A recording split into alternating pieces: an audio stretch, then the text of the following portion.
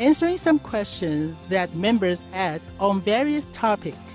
Today, we are blessed to present the insightful conference entitled The 10 Commandments and Moses and the Ants, Part 1 of 13, on between Master and Disciples, given in English on April 15, 2021.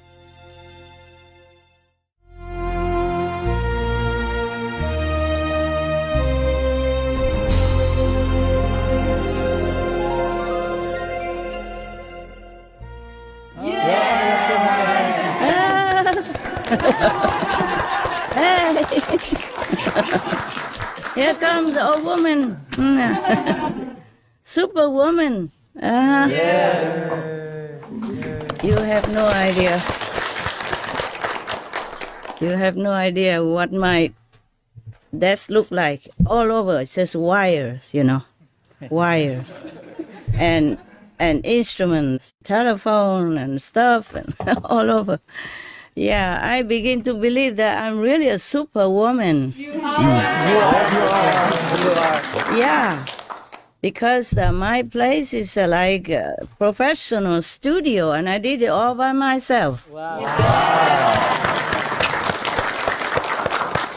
Can you believe that? Yes, Master. Amazing. How are you guys? We're doing good. Feel good? How are you, Master? I am. I don't have time to think how I am actually. Oh man, it's good. If I can sit here, meaning I'm okay. Yeah? Yes. Actually, I have to learn a lot. I can't believe I learned so much at my age. Oh, my age, and still learning. Yeah, a lot of stuff. Today I spent many hours preparing this, yeah? Okay? Wow. Thank you, Master. Yeah, you're welcome. Not just today, the day before, and the day before. You know, I was just used to calling you and using the telephone, and it was, I thought I'm already super. Until they got me all this, okay? And whatever else you don't see here, I'll show it to you. I will take a photograph and show it to you. Yeah? You can see me, right? Yes.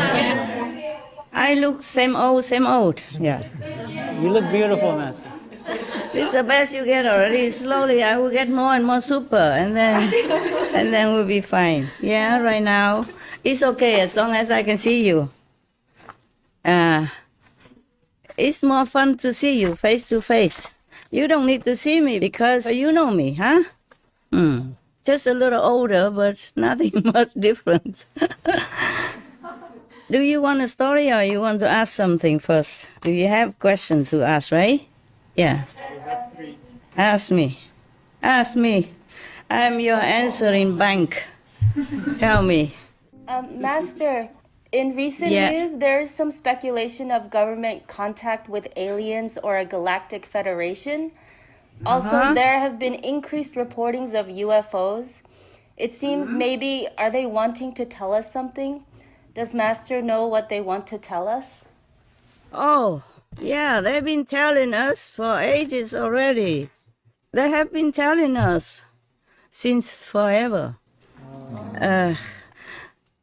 I probably have written it. They told us it's nothing new, okay? They told us, don't destroy yourself. Don't destroy the planet. There were two groups. One is from Venus and one from Mars. Both say similar things, if I remember well. Let me see if I have noted it somewhere. Oh, man. I don't know if I can find it. It's a long time already. But it's similar like that. They don't talk a lot, okay? Just a very simple thing, like don't destroy yourself. Don't destroy life. That's what I said. That's what I remember. Very, very short. Don't destroy life, okay? That's what I said. Yes, Master. Yes, Master. Oh, man. I can't believe I cannot find it. Be patient. We're at home, so it doesn't matter, right? You're not going anywhere, are you? Me neither. No plane to catch, no train to miss. Oh, God, I can't believe that. Because I wrote so many things, many places. So. Okay, this is similar like that, okay, huh? Yes, I just want to see the exact word, but it's more or less like that. More or less like, don't destroy yourself. Don't kill yourself. We are doing everything, killing ourselves. That's what they want to tell us. Okay, huh? Yes, Master. And over again, that's what I said. But do we listen? No. No, Master. No, Master. Yeah. Do we listen at all? You see, you have shown one program before talking about one of the government high official in Canada. He has been telling us that the alien has been working with them. Yeah, officially even. And he just looked like one of the boy next door. Okay? So if nobody else knows it, then nobody knows. Only the government knows. Yes, Master. Yes. That's what it is. That's what they keep telling us. Don't destroy yourself. Don't destroy your home. Okay? That's why. Even some governments surely have been in contact with them, but they don't listen too much. Politics is complicated. Yes. You understand? Yes. Yes, Master. Even one party agrees, the other party might not. Yes. Yeah? Yes. And then there are some influences behind other parties as well. Yes, Master. Yeah. And even wives, husbands also influence the decisions in the political arena. Okay, huh? Yeah. Yes. So their message was similar all the time here in, in the post-it little papers. I thought I noted it in my diary. That's why I couldn't find it. Here it is. Their message is like this. The first paper I wrote is, do not form zealous, negative, destructive, warlike energy around your world. And the second piece of paper that I noticed says, not zealously destroy world, peace world lives. I guess they mean don't blindly destroy your world. Must make peace in the world and don't destroy lives. Their messages are short. And the third paper is says, not kill your world's lives. And the fourth piece of paper I have here is not destroy your life. Okay, from the first to this fourth piece of paper, all from same planet Mars. And now from Venus, first one, not destroy your world. The second message, not to kill beings. And the third message, not destroy your world's lives. That's it, from Mars and from Venus. The first four messages are from Mars, and the three later messages are from Venus. They have more, of course, but almost similar all the time. So I just noted down these are 7 messages. Yeah, all right. Did I answer the complete question? Yes, Master. Thank you, Master. You're welcome. Master, recently scientists have released polarized pictures of the M87 black hole, showing its magnetic fields which look like golden stripes or rings. Dr. Andrew Chale, a member of the Event Horizon Telescope collaboration team, said, the newly published polarized images are key to understanding how the magnetic field allows the black hole to eat matter and launch powerful jets. Could Master tell us what is the meaning of these magnetic fields of the black hole? Which one? The red one or the golden stripes? The golden stripes. The golden stripes are the new stuff. Well, not quite new, but they were only discovered recently. That is a stripe. Actually, it's more extra reinforced This is the rescue road for the souls from hell. Wow. It's a rescue arena, a special magnetic field to rescue and to help those in hell, okay? Without that, nobody escapes. No, nothing can escape the black hole force, okay? Wow. Whatever goes in there, it just stays in there. So there has to be this balanced ring, half of the ring or the stripe, halfway to counterbalance the force of the black hole, because the black hole is hell. Yeah, and whoever make trouble, even a big star or big planet nearby, it will swallow it up if that planet doesn't have enough counter power, like enough merit, enough virtues, to counter the force of this monster that keeps eating everything possible nearby. You can see some of the video where the black hole eats the whole star, yeah? Yes, Master. And it looked like a noodle. It shred it into noodle and suck it in. The force is so strong that it sucks the whole planet or that whole big star inside. Wow, yeah. Yeah, just like you are sucking some, I don't know, whatever substance, maybe pudding or something. Yeah, it doesn't need the straw like we do. Big mouth. That black hole has a big mouth. We have more than one black hole. That's the problem. Everywhere, standing by to, suck in anything that has similar energy to the black hole. When beings inside a star or inside a planet have been doing so many things that are not very morally noble and just, then the energy of that star or that planet will grow more and more similar to the black hole energy. And then like will attract like, and then the black hole will claim it as its own. Wow. And nowadays scientists are amazing. They can even capture some of these moments when the black hole is sucking in the whole star. This very scary thing, no need to talk about karma or the Buddhist teaching, nothing. You can see it by scientific evidence and proof. It's just that the scientists probably don't know that the black hole is a force of darkness, of hell. Yes, and probably they have not discovered that whatever the planet or the star that has similar energy to the black hole, that will be eaten up, shredded, and swallowed up by the black hole. That probably the scientists cannot prove by physical means.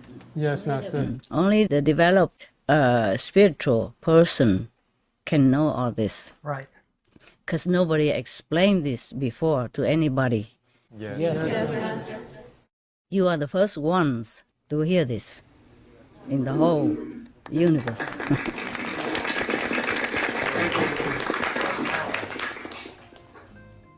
All right. Did that answer your question? Yes, Master. Completely, yeah? You 100% happy? Yes, Master. No, not really happy. It's a sad thing. But what I mean is, you happy with my answer, yeah? Yes, Master. Master, in recent news, there is a report about a natural phenomenon in Australia where there is a lake that sometimes creates an image of the tree of life.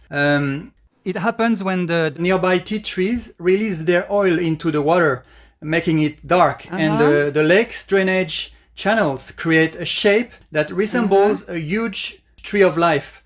There are some really beautiful photos taken and shared on social media. Master, do you know what the meaning of this natural phenomenon is? You see, most of the trees have some deities that live with the tree. become the spirit of the tree or the tree spirit, yeah?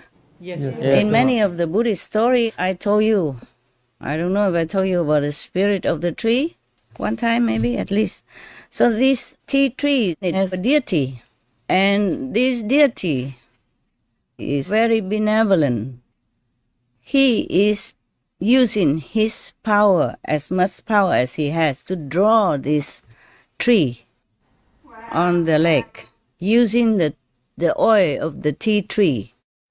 Oh, wow. Wow. To draw it like that. You can see it's a phenomenon. It's not like a natural thing that the tea tree just oozes out the tree oil and then it becomes so perfectly drawn like a painting Yes. in explicit detail. Yes, Master. So this is to keep warning us. Oh yeah, I have here. The tea tree's deity draws in the water, the tree of life, to remind humans not to destroy ourselves. And I said here, genius idea. I praise the tree deity for the genius idea. Wow. Not to destroy ourselves. Yeah, that's what he wants to remind humans. Yeah, because we are cutting trees, we are killing animals. The animals are so amazing, so incredibly loving and kind and protective. Almost every day, they all come visiting me, one after another or together, every day telling me this and that and protecting me no end. Telling me to move now because. Like move to another area now when I'm too busy to look into the matter. They all come and tell me, move now. Sometimes they keep telling me I do not listen. And then at the end, the universal God should tell me, you have half an hour to leave. Or else. Yeah. And then I remember the birds and the squirrels and other animals, even bees, they come and tell me. They tell me when it's safe, they tell me when it's unsafe for me. Every day, I thank them no end. The bees, they came toward me and they just stand still. Have you ever seen a helicopter that stands still in midair? Yes, Master. They do exactly like that.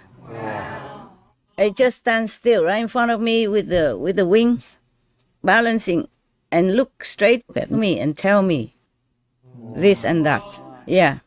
That is when it gets serious, not when they just run around me. And when it's too serious, they just come right in front of me, about 10 centimeters in front of me, not afraid of me, not moving. Just stay right in front of me until they deliver the message. Wow. Done. Then they fly away. It's amazing. The bee even. You understand that? Yes, Master. And of course the spiders and the birds, the big and small and whatnot, they all come and protect me a lot all these days. These days a lot of karma and I have to keep moving. 4 or 5 times already in just not even 1 month. Wow. And with all these, phenomena in front of me, wires and microphone and whatnot, and big monitors like a television, and many computers, and keyboards, and whatever not, you know it, yeah? Wow. My whole table is full of wires and equipment. It's awfully few centimeters. You understand now? Yes, Master. Animals, they are our friends. Yes. They truly are so kind. I don't know if any human ever worry about me that much and keep taking care of me that much. I don't do much for the bees, not like, okay, I help them a lot, so they help me. It's not. Sometimes the squirrel comes so near, not afraid of me. And one of them, recently, he picked up a banana peel that I threw out in the garden, in the bush to recycle. Yes. He came right in front of me, picked up that banana peel and flapped it around like this so that I had to look at him. Because before he kept running up and down the tree and I just ignored him. I'm busy, man. I'm busy, okay? Busy with my work on the desk. And then he pick up the banana peel that I threw yesterday somewhere, and he came and flew, like zoop, flew up the tree and then whack in the banana peel. And I thought, you're very funny. I even took a picture of it. Wow. Yeah. I sent it to one of your brothers who took care of the photograph. Maybe we can show that. But please cover his eyes, like we want to protect privacy. Okay? Yes, Master. You know, when you don't want people to recognize somebody, you put a black band in front of their eyes. Yes, Master. Yeah, and put the mask on his nose. Yeah, maybe we have to protect him. Yeah, who knows? I have many photo birds that I don't dare to show you because I don't want people to trap them using the way that I fed them. Yeah. Yes. I told you I feed the birds and all that, but I don't show you the photos. I have the photos, but I don't show you. I ask them if they give permission for me to show their photos on our TV. They say, please not, because it might endanger them. I understand that, so we did not have that. The squirrel, I think nobody hunts them anyway, so you can do it. But put the mask in front for them, okay? Or put the black band on their eyes, like people do, yeah? When they want to protect people's privacy. Yeah, he used the banana peel to flag around like this forever. And then I said, what are you doing so funny? And he said he wants to tell me things. Yeah. And they also came to comfort me also, not only telling me to leave or there's a danger situation because somebody is, stalking me around or some just curious people, even my own people. My life is very, very strange. Even my own people do strange things. Sometimes they have power, in the government and they use it for their own end and very scary sometimes. It's okay when I'm in the public, but I'm in retreat and alone and I don't feel peaceful if somebody keeps peeping around like that. And lucky I have some animals, they tell me in advance and I leave. Yes. Because I don't know what else would happen if I stay, I don't want people to look at me either. And I don't know if they just want to look or there may be other things, complicated stuff. So I had to keep moving. Okay, huh? It's not easy to do this. This is the first time we try it and it works and it's good. Every time you should pray for it to be successful so that my telephone doesn't kaput in the middle of nothing or instrument don't work or internet doesn't function like last time, remember? Yes. Yeah. I cannot always run to another place where I prepare another set of computers ready in case this place doesn't work. I have to go to another place, etc. But not every place I can afford like that, okay? Yes, Yes, Master. Not every place has a double place for me. Yeah. So it's very lucky we can do it today. And it's not that I had to hang the curtain and all that. I have to climb the ladder and nail the hook or stuff like that all by myself to hang the curtain. So I don't always have to protect myself from outsiders, but from insiders. From insiders is the worst because they know more than outsiders. Yes, Master. But sometimes the level is so low or they're bad former enemies who came just to cause trouble, just like Devadatta or Judas. You got that? Yes, Master. When you're famous and working with the public, you will be always encountering your former enemies. They come to make trouble for you or to ruin you, destroying you. So some presidents, because of that, are having trouble. Some prime ministers also having trouble because of that. If you are alone, then of course the enemies from former life will leave you alone. They also don't know where you are because you are nobody.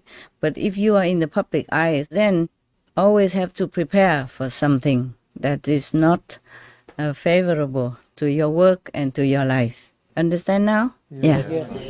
Because you're known. You're well known. You're famous. And then everybody would know you. And the former enemies would also know you. then they will find a way to find you, to be next to you, near you, to make trouble. Okay? Yeah. Yes, Master. Like Buddha with his cousin, like Jesus with his disciple, Judas, for example. At that time, Jesus didn't have that many disciples, and he has to work in secret even. All the masters, once they became known, the more they are known, the more trouble they will have from different forces, from different sources of enemies or the negative power. Or you see what I'm saying? Yeah? Yes, Master. We can avoid sometimes, but sometimes maybe not. Lucky I heard that they say in half an hour you have to leave. What if I was busy and I did not even hear that? Because you have to calm down in order to hear the message from inside. Right. Yes, Master. It's just like if you want your email, then you have to be at the computer, yeah? Yes. Or Skype or Line or whatever, you have to be there. If you're busy elsewhere and your phone is not working, or you forget it's not in your pocket, then you will not see the email or the Line or Skype, whatever message. Yes, Master. I'm not always there. I'm sometimes up somewhere else. Or even in this physical world, I'm somewhere else doing something else. Like taking a photograph of the scenery. That took me many hours every time. I had to wait some time for the sun or the wind to calm down or the wind to blow this way, so that branch which obstructs my object or the flower is blown on the other side, and then I have to click it quickly. Wow. You have to wait a long time. And also you have to look at the angle, which one will look good. Yeah, like you want to take some branches of the tree, you don't take the whole tree. It won't look that good, even though outside it looks good. But in the photo, it doesn't look as good. It's funny, you know? So you have to choose an angle and choose some part. You cannot take the whole tree, for example, like that. It takes a lot of time from me. I like it. It just takes time. And sometimes the mosquito, they don't know anything about Artist Day or International Artist, nothing. They appreciate me, not my art talent. Yeah, and only two hands, and this one same time, go, go, go, go. And then once I shoot the mosquito away, the flower was covered again. I really love to take photographs. Sometimes I forsake my food on or sleep or rest or whatever. If I see something good, that's it. I forget everything else. Yeah, I have to take the photos. Because sometimes if you don't take the photo that day or that moment, maybe the wind came and it's blown away and the flower will be gone, okay? Yes, Or the rain comes and the flowers will be gone also. Or the scenery won't look the same. Right. Yes, like that. Everything takes time, and we have only so much time per day. Yeah, that's the thing. And that's the thing on this planet. It takes me many hours because you have to select the best one to photograph, and then when I come back, I still need to screen it again for the best of all the shots, and then I have to select again which one for what BMD on Supreme Master Television. But I really enjoy it. Oh, why do I talk so much? What did you ask? A tree of life, yeah? Okay.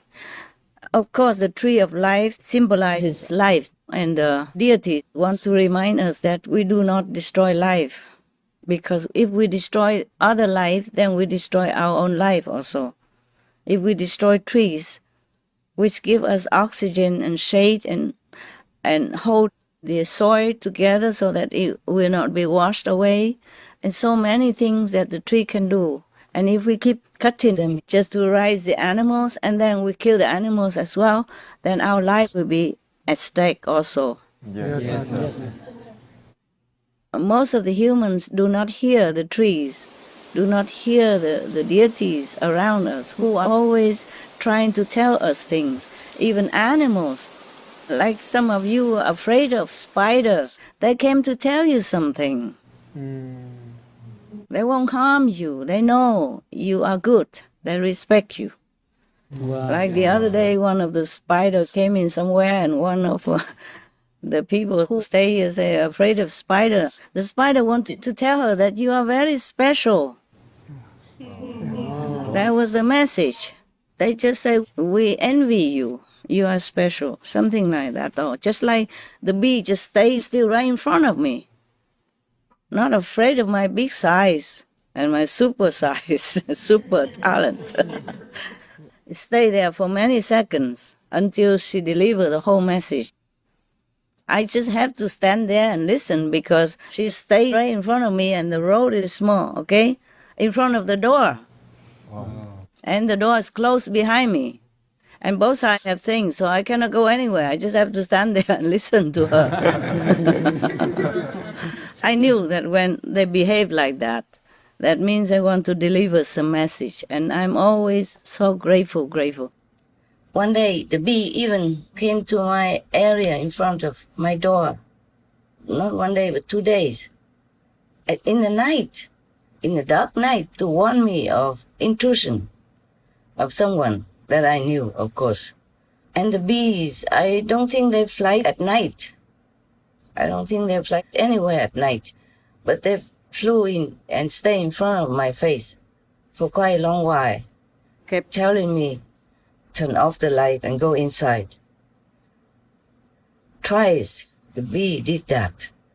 And gosh, I gave them only a little water in the basin outside in the garden so that maybe they can take some water for themselves. Because I saw them taking water from the sink area before. And saw the bees warned me 3 times.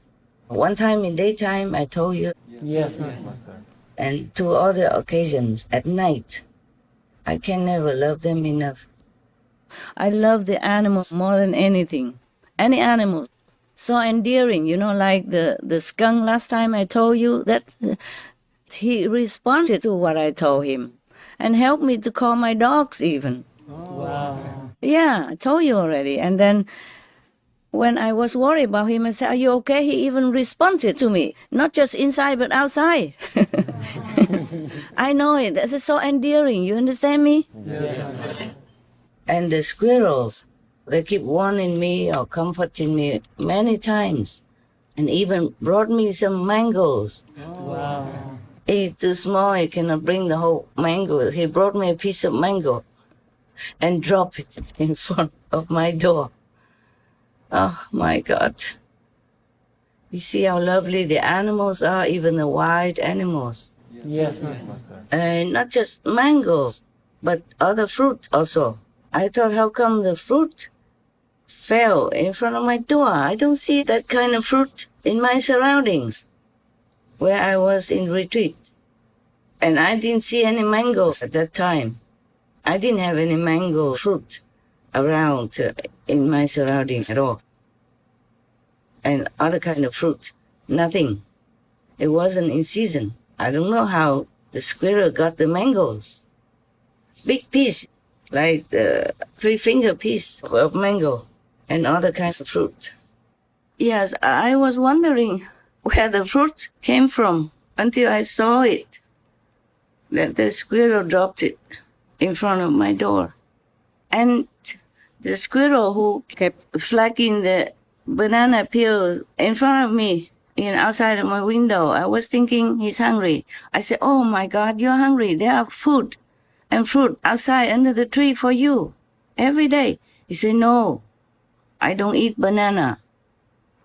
I just want your attention. My God, truly like that. He was such a chubby, young squirrel.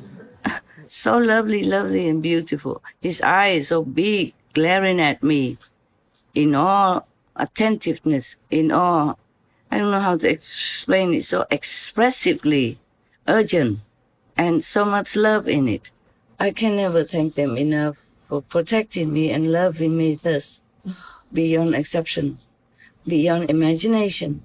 I have prayed day and night for the sake of the animals, dignity, comfort, peace, and safety since years already. I never thought the wild animals, they are also so kind and so loving like that and so protective. My heart just doesn't know how to express all this gratitude and love for them, for the animals. Thank you. Thank you, all of you, my dearest friends, the animals. I pray for all of you every day.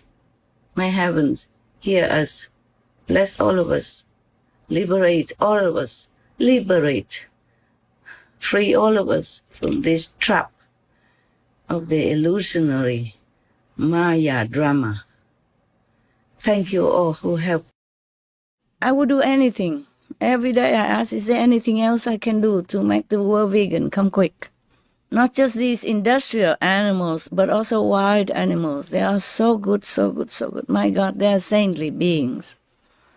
If everyone knows what I know, I keep telling everybody, should believe me. What the reason I should tell lies for the animals? What reason should I tell lies?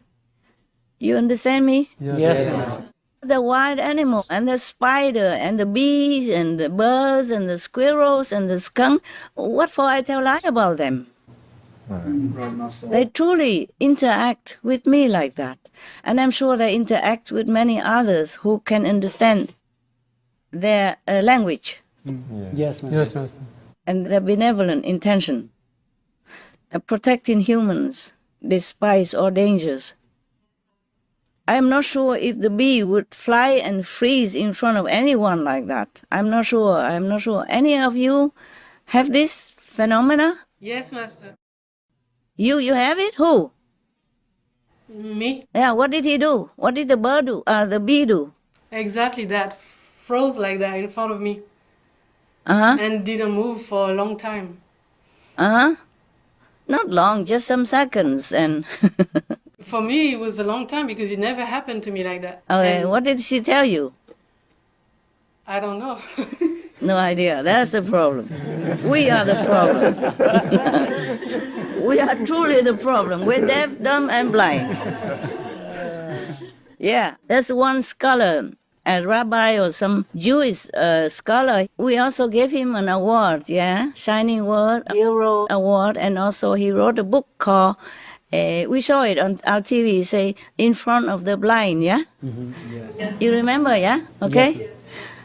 I think he should add more. In front of the blind, deaf, dumb. No, or maybe adding more title, like in front of the blind, talking to the deaf, you know, expecting the response from the dumb, you think like that. Yeah. Yeah, that's how I feel every day, you know. Whenever I have time to sit down and think of humans, I think we are deaf, blind, and dumb. We don't know anything, and we look down upon the animals who are so intelligent, so inside, so connected with the divine. Even trees. Yeah. Yes, Even trees have to ooze out whatever oil they have to teach humans to be better stewards of the planet, not to kill lives, not to destroy environment or other animals, because that means we're killing ourselves. It says, remind humans not to destroy themselves. That's why he drew Tree of Life. So perfect. Yes, Master. Yes, Master. More perfect and precise, more than what we do even with the pen. It's incredible. So perfect, like done by a computer. So detailed, so perfect in every little stroke. It's amazing. So it means exactly that. Do not destroy life. We cut trees, we kill animals. All these are destroying activities to ourselves. It's so harmful that they don't even see it. I don't know what the future brings, but the way the humans are going, nothing good will come out. Okay, any more questions, my love? Master, what happens to the deities if we destroy their trees or their area that they overlook? Sometimes they can find another tree or another place to stay, sometimes not. They just have to be just like a homeless, you know? Yeah. They might find some other refuge somewhere, or they have to be on the street crying. Yeah. Just like us, humans. If we don't have a home, then we become homeless. Okay? That's what it is. But the tree, deity who became homeless, just one. But we, all of us humans, are billions. If we continue destroying one tree after another and keep killing our co-inhabitants, the animals, then we will have nowhere to go.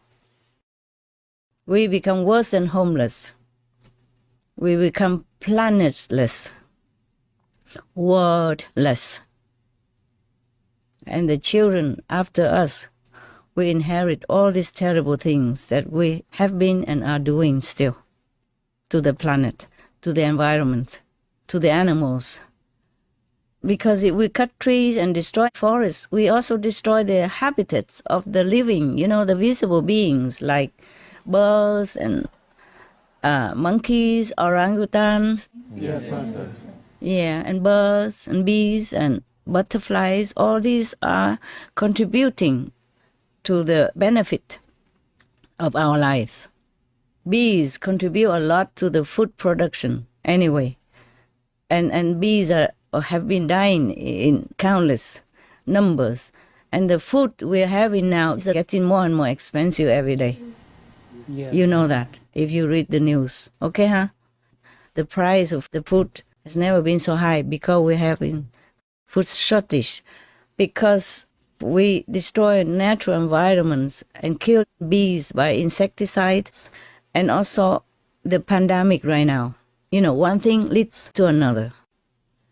Everything seems like pounding on humans' existence right now. Truly want to destroy humans. But most people are living like blind, deaf, and dumb. See nothing, hear nothing, don't think of anything. This is a very sad thing and very, very, worrisome thing. Yes, Master. Okay, anything else, my love? No, Master, thank you. You're welcome. Okay, because you asked a question, I just remember a story from a Buddhist storybook, okay? I don't know, maybe I didn't tell you before. There was one time the Buddha incarnated as a gecko. You know gecko, small one, or salamander, they call it? Yes. About like this? Yeah? Yes. Looks like a crocodile, but very small. About this? Very small, okay? About the size of my thumb, yeah? Biggest is about the size of my thumb and about this long, very long tail. Right.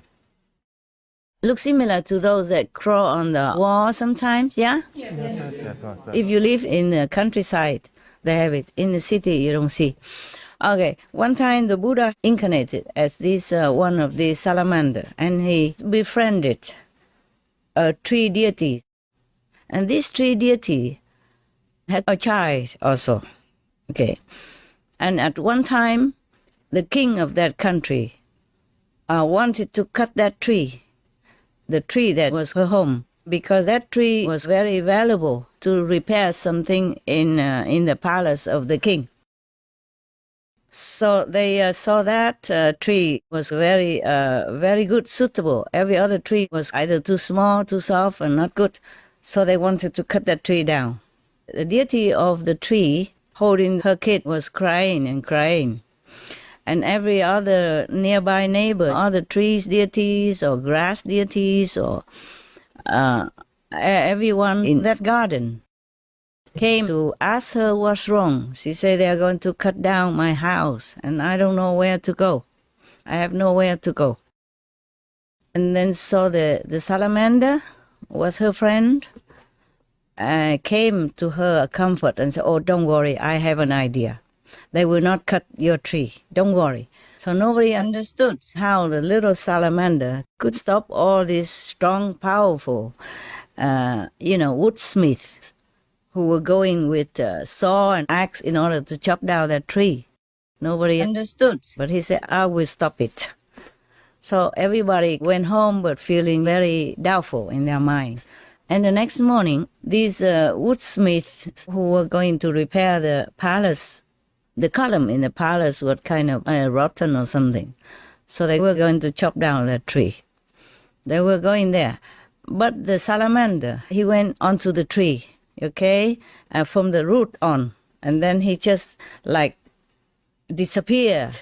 And then he went up to the top of the tree and picked out, yeah, as if there was a tunnel inside the tree that he could go from the bottom to the top, from the root to the high branch.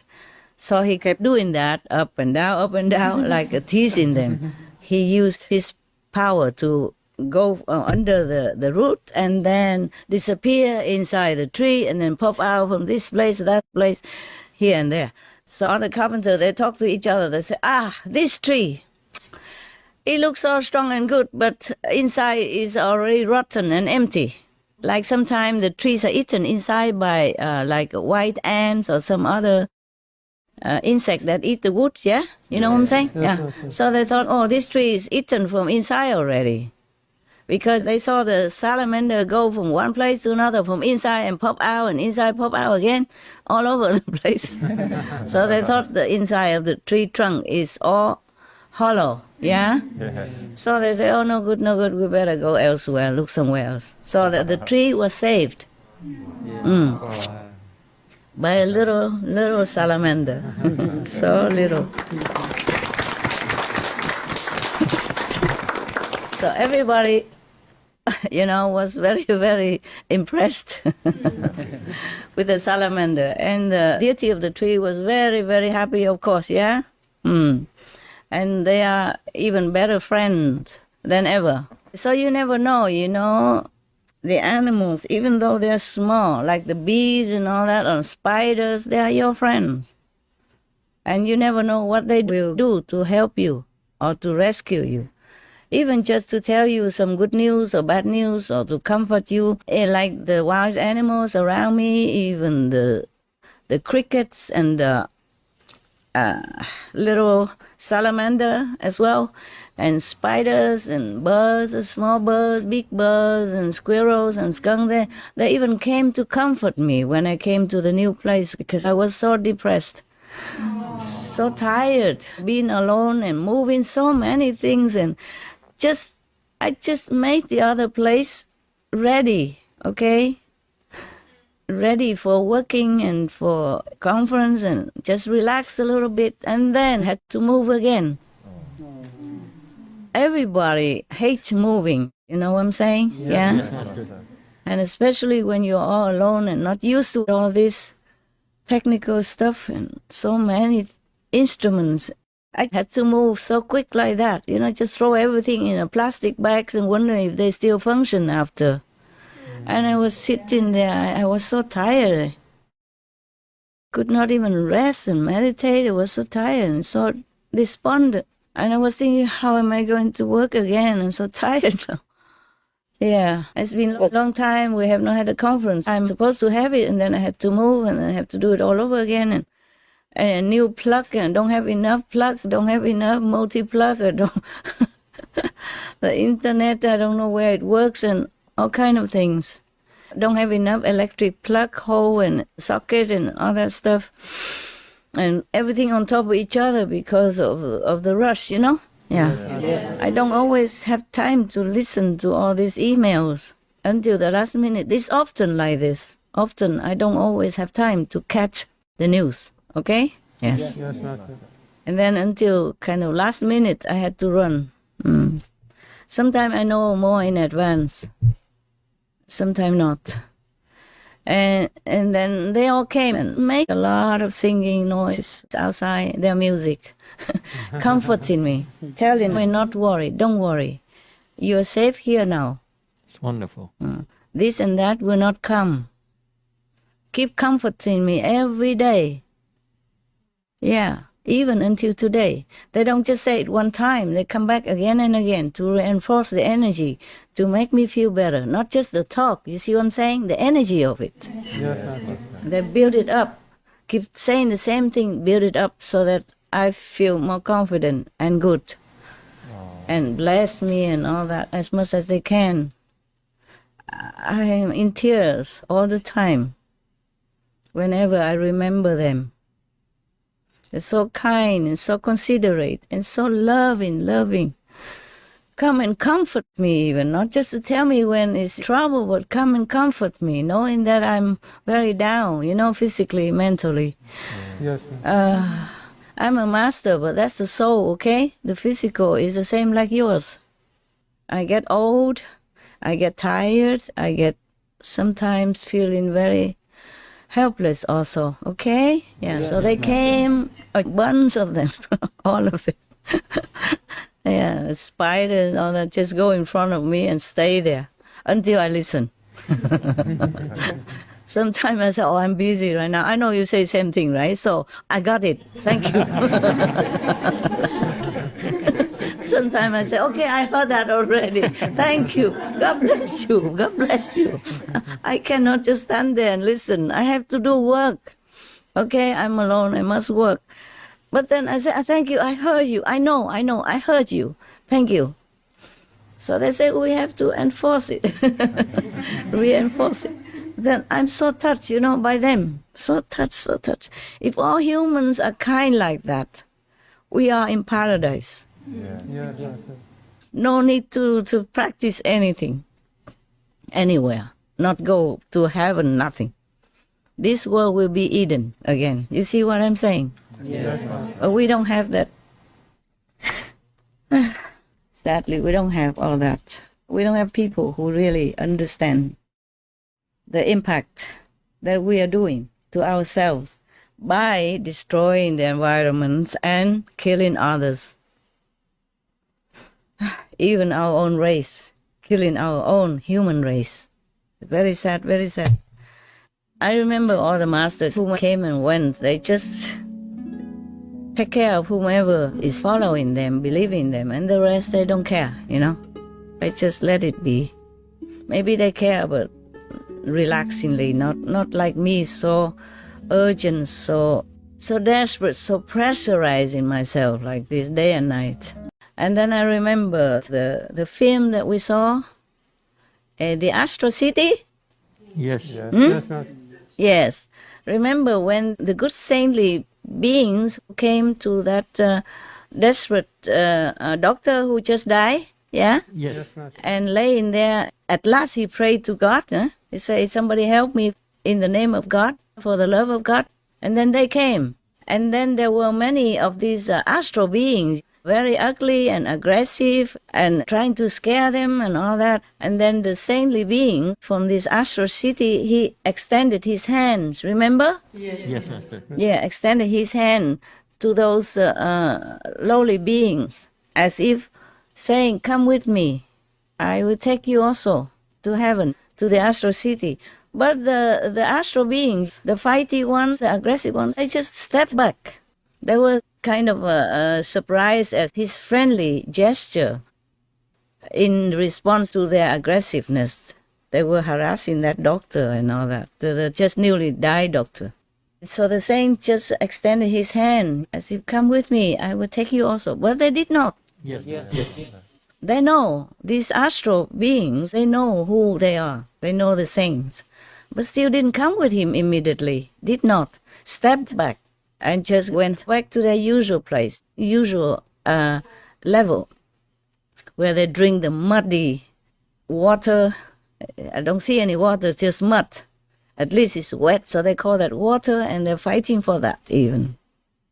Even for us humans, we don't drink mud, but they have to, because there's their hell like that. And they don't even come to the saints. They know who they are. The astral know that they are the saints, and they can take them to heaven, but they refuse to go. You see that? Yes. So I was thinking to myself, maybe I should behave that way too. I've been extending my hands for decades, and if it didn't work, then it did not work. But my heart cannot be satisfied with that. So it is my sentiment. It's my, I'm born like that. I can't help it. So even when I work with the heavens to put that rescue area there, like a refugee camp, outside of the black hole. That's for the hell beings, whoever can. Just one split nanosecond, remember God, or remember the saints, or repentant, or calling for help. Then we can use that raft, to take them up to that area. Thank you, Master. Thank you, Master. And then slowly, of course, to bring them up to higher area, heavens. Even without higher heavens, they will be feeling good. For example, I call it the hell heaven, the heaven that I made for the extra repentant, zealous demons. Yes? Yes. They are between the third and the fourth level, in these buffer zones. But that means they're outside of the three worlds. They're liberated. Do you understand? Yes. The three worlds are the areas that will be destroyed one day and redone anew. You know, whenever the Big Bang comes, Yes, Master. whenever all the three worlds are destroyed, after a while it rests for a long time, and then the energy busts up forth again to recreate new things, new planets, new planes of existence, But the three worlds will be destroyed, like the astral world, the second world, the Brahma world. Yes, Master. Of course, not to talk about our planet, it's not forever. But they are outside of the three worlds. They will have no suffering, no want of anything. So it's very heaven already. Do you understand me? Yes, Master. Even though for you, my so-called disciples, the third world is nothing. Above the third world, buffer zone is nothing. But for them, it's big heavens. Yes, Master. All right, we talk a lot, You always make me talk a lot. I don't know how you do that. You're powerful. You make me work with all these wires and stuff and, instruments all over. And I still do it. Yeah. But it's not just for you, it's for the world, okay? Yes, Master. Thank you. As long as I'm still on the planet, I'm doing my job. I mean, what I want to do. What I want to do to help the world as much as I can. Okay? Yes, thank you, Master. Thank you, Master. Even though some might not take my hand, but some might. So now what next? You want to hear stories?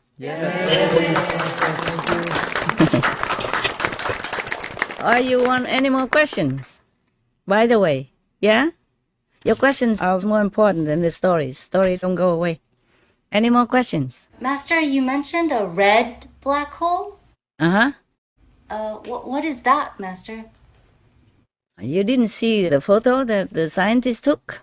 Not red black hole. There is energy, aggressive energy. It manifests as red light, okay? Just a red bunch of energy, red. And the golden one that added onto it, that is a refugee camp. Yeah, when the hell person is rescued and brought up there first, like a convalescence, like to recover for a while first, before they can go further anywhere else, higher up. Yes, Master. Just like you're sick, okay? The hell person, when they come up, they're still sick. They're still not normal because of so much suffering, so much frightening experience, so much torture for their psyche. They don't have the physical body, but their astral body feels pain, scared, fearful, just the same. Yes, Master. So that golden light is a refuge area for them to recover outside of that red zone, okay? The black hole is black inside, but outside, because their energy is so strong, it busts forth out like a red ring around it. You have not seen that photo? Yes. Some of you have, huh? Yes. If you work on Noteworthy News, you will see it. Okay, never mind. You have to retrace it and have a look at it. Nowadays, the scientists are phenomenal. They even can take that photograph from thousands or hundreds of thousands or million light years away. Yes. It's incredible already. It's just the meaning they do not understand. but they see the photo. Okay, they can take the photograph. That is already very, very, very miraculous. Very miraculous for me. I feel they are awesome. Okay, huh? Yes. All right. Master, in some of the black holes, you see like an energy kind of shooting out from the black hole as well. What is that? What is that then? Need you to ask me? Huh? What kind of light did you see that shoot out? What color? Blue, like light blue. Light blue. Yeah. And what else? Golden, white. Okay. The golden and the white are the souls who has been pulled out. Okay? And the blue, it depends on what kind of blue. Also, maybe these are from the saints. They pull them out. The light of the saints, the light of heavens, that pull these souls out. Rescue them. Okay? Wow. Got that? Yes, Master. My God, the scientists nowadays, they are so awesome. Awesome. Awesome. It's incredible. Okay, all right. Did I answer your question?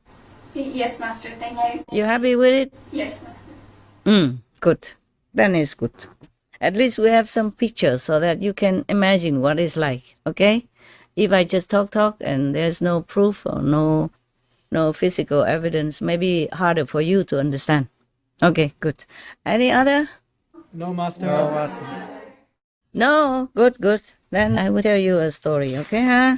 Yes, Master. Remember, just stories. They're just stories. There are two stories. One story is about the ants and Moses, and one story is about the 10 Commandments. Which one do you want to hear? 10 Commandments. 10 Commandments? Yes, Master. Perfect. Boys also? Yes, Master. Yes, Master. Good, yes. Okay, I guess you know already. In Buddhism, we also have 10 Commandments for higher practitioners. For normal people, for lay people, only 5. The 5 precepts that I have mentioned at the time of initiation, okay? Yes. It is similar to the 10 Commandments here, which is, I guess, extracted from the Bible, the Holy Bible. Okay, Moses went to Sinai mountain, and then he entered those very thick bushes where the fire and the cloud were supposed to be, where God appeared to him. And then he listened to God with all his heart.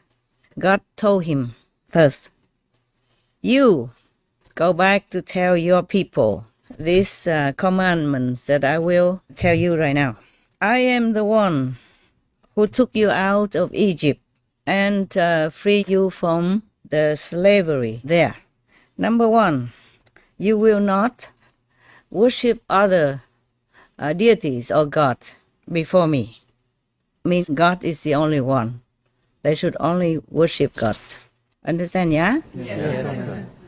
And then the second, you will not make any statues of any of these deities or similar like that, either within the sky or under the earth. You will not bow down or worship these statues that symbolize those deities. Because I am your God. I am a jealous God. I guess it's just a kind of translation. God is not jealous. If it's a real God, the high God, is not jealous. It's just that you should not worship God and lower deities. You see what I'm saying? Yeah? Yes, Master. And even making statues out of them to worship them. And that's a no-no. That's idolatry. They call it, right? Yes, Master. No good. Number 3, God transmitted the 10 Commandments to Moses. Okay? This is a number 3. The third commandment is, you will not call the name of God aloud. Well, we don't, right? Yes. After initiation, you repeat the name of God and related to God only in silence, and use the tongue of the mind to repeat when you need to, and during meditation. It's the same, right? Remember? Yes, Master. So this is the thing that God has even told Moses, I guess, to give him initiation, and then give him these 10 commandments, and whoever has initiation with Moses later on will have to do the same. Keep the commandments and do not recite the names of God or related under God to anyone or without any reason. Yes. Like the last time we talked about another story, only the high priest will refer to God's name on that special day only, in a special room, special chamber in the temple. Just like when we give initiation, we go into the special place, any quiet, private place, yeah? Yes, Yes, Master. In our ashram, and to give the initiation. Yes, Master. Yes, Master. And then you will learn to repeat the name of God only at that time. And afterward you repeat in silence, yeah, with the tongue of the mind and with the soul. Okay. Number 4, the 4th commandment is that you have to keep the Sabbath day as a sacred day.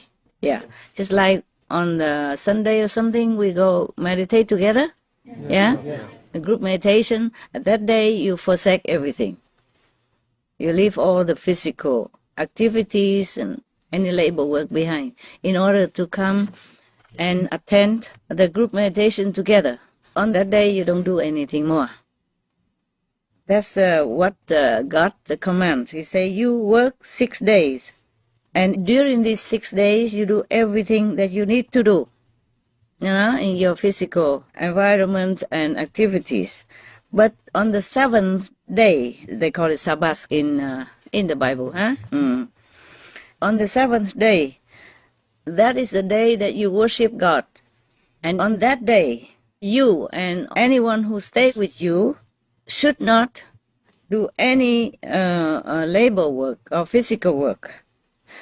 Because in 6 days, God created heaven and earth and oceans and all the things that are existing on earth and in the ocean, etc., or in heaven, like stars and stuff, yeah, moon, sun. And then on the 7th day, God blessed the Sabbath and made it holy. Yeah, the 7th day is a holy day. Maybe that's why we call the end of the week Sunday, yeah? Yes, Or in Chinese and Vietnamese, I don't know about other countries, but in Chinese, Vietnamese, we call that the Day of God, yeah? THIêN. THIêN means sky, also means God, yeah? In Vietnam, we call it also as the Day of the Lord, okay? Ngày Chủ nhật, okay? Chủ nhật hay Chúa nhật is the same, meaning the day of the Lord, of our Master, of the Lord. Maybe that's why. So that day, THIêN means Sunday, is a holy day, is a blessed day, is a sacred day. So in that day, God told his worshipper at that time not to do any physical work, but to worship God only, yeah? Sunday, mostly we go for meditation, yes. And now we still do that, but we do it every day. Normally, God doesn't mean you only do it that day, meaning that you gather together that day to do it. Like a group meditation that we do every Sunday, remember? Yeah. Yes.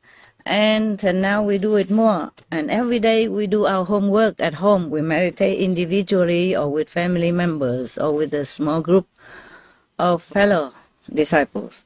But Sunday we group together in the ashram. Remember that? Yes?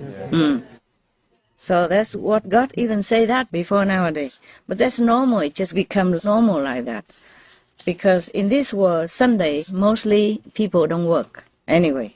Yeah, so they get together and worship God, or they go to the church still. You see, tradition still that you go to the church on Sunday. Yes, Sun means heaven also. Yeah, that's why they say Sunday. Because the sun symbolizes God.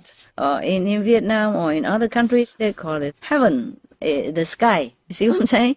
The sky also means heaven. And the sun is the brightest in the sky. So it symbolizes heaven. Yes. And it's for heaven that day, for God that day. In the Western terminology. In our terminology, the Asians, they call it the day of the Lord. Day of God. All right. So now, number 5. You have to respect your father and your mother so that your days will be also extended on earth. And because God will bless you that way. In China or in Vietnam, we say, if you respect the elderly, you will live a longer life. You will live longer life. Yeah, this is similar to what God's saying here. Huh? If you respect your parents and take care of them, then you will be blessed to have a longer life on earth. Number 6. You will not kill. Number 7. You will not have sexual misconduct. It is saying here like you don't commit adultery. Okay? Like if you're married, you don't have another physical relationship with somebody else outside of your marriage. Number 8, you will not steal. But Jesus said, whoever steals for bread is not guilty. Okay? Yeah, it depends also. You don't steal on purpose to take away other people's property if you don't need it. But whoever steals bread because of hunger is not guilty. I agree with what Jesus said. Yes. When we are in desperate situation, if we cannot ask, then we just take a piece of bread and thank God for that. Then it's different from stealing. Understand me, yeah? Yes, Master. Yeah, you will not steal things that don't belong to you. Number 9, you will not be a false witness in the accusation for somebody else near you or next to you.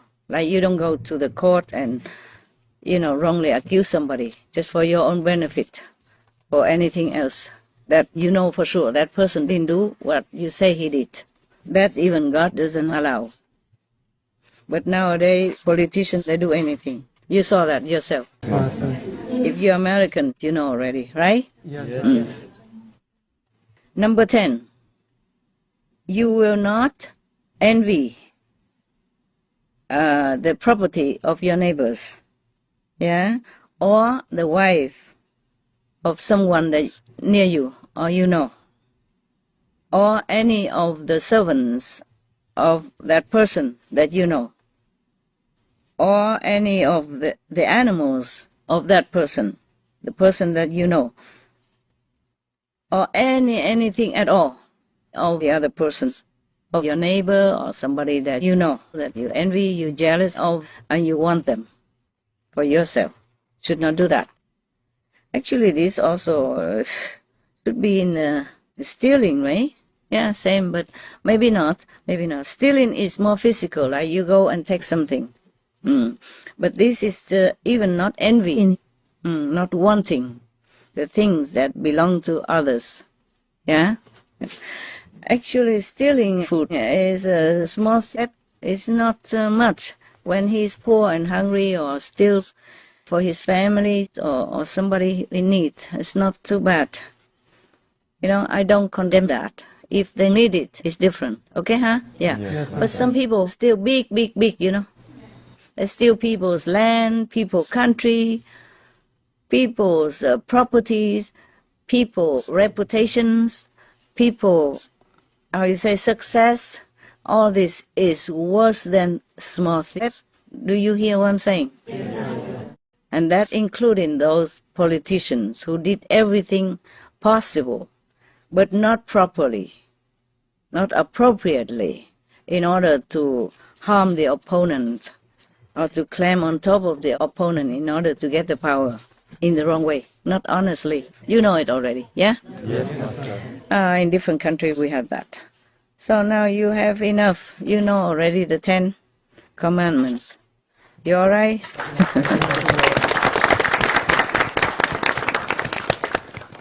In Buddhism, there are also 10 commandments for the second step of Buddhism. Yeah, higher, a little higher than the 5 precepts. But almost similar, I think, almost similar. It boils down to the 5 precepts. If you keep the 5 precepts well, that includes many things already. Everything else is just more detailed. Any question or comment concerning that? The 10 precepts. Show me your wisdom and your quick IQ. If a person of Christian faith lives their life by going to church every Sunday and living a regular life, married with children, and keeping the 10 commandments very well, then how is their spiritual progression into the next life compared to, say, finding an enlightened master and getting initiation? Compared to being initiated? Yes. By a master? Oh, it's different, darling. Initiated by the master, you get enlightened, you contact with heaven daily, and you go up to heaven for sure, if you continue meditation and keep the precept as well. But if you just keep the precept like this, yeah, and be an ordinary person, you will be reborn again. Maybe as a good person, in a good position, but reborn again. And once you're reborn again, other karma from other lives may come back to you. That won't let you keep the 10 precepts anymore. You will not be in a position to keep yourself upright and virtuous. You understand now? Yes. Because this word, according to the sages of China, they say this word is a big dye-in tub. Meaning everybody, affect each other and pollute each other and dye in each other similar color, blackness. Okay? So very easy to fall again. Because you have different karma to be reincarnated in different lifetimes as a different person or different being. This lifetime maybe is your period of good karma. Yes. So if you keep a good life like this, maybe next life you can have the same life again. Yes. Yeah, but who knows? If your other bad karma will not come to you in the next life. Next life, you never know if you will be born in such a good situation and associate with good people or be with good friends who can remind you of virtues and moral upright lifestyle again. Okay? Yes. Even the Buddha, in some former lives, he had done something wrong because of the different background, because the different situation, different associations. It's too cruel. I don't want to talk about it. Okay? Yes.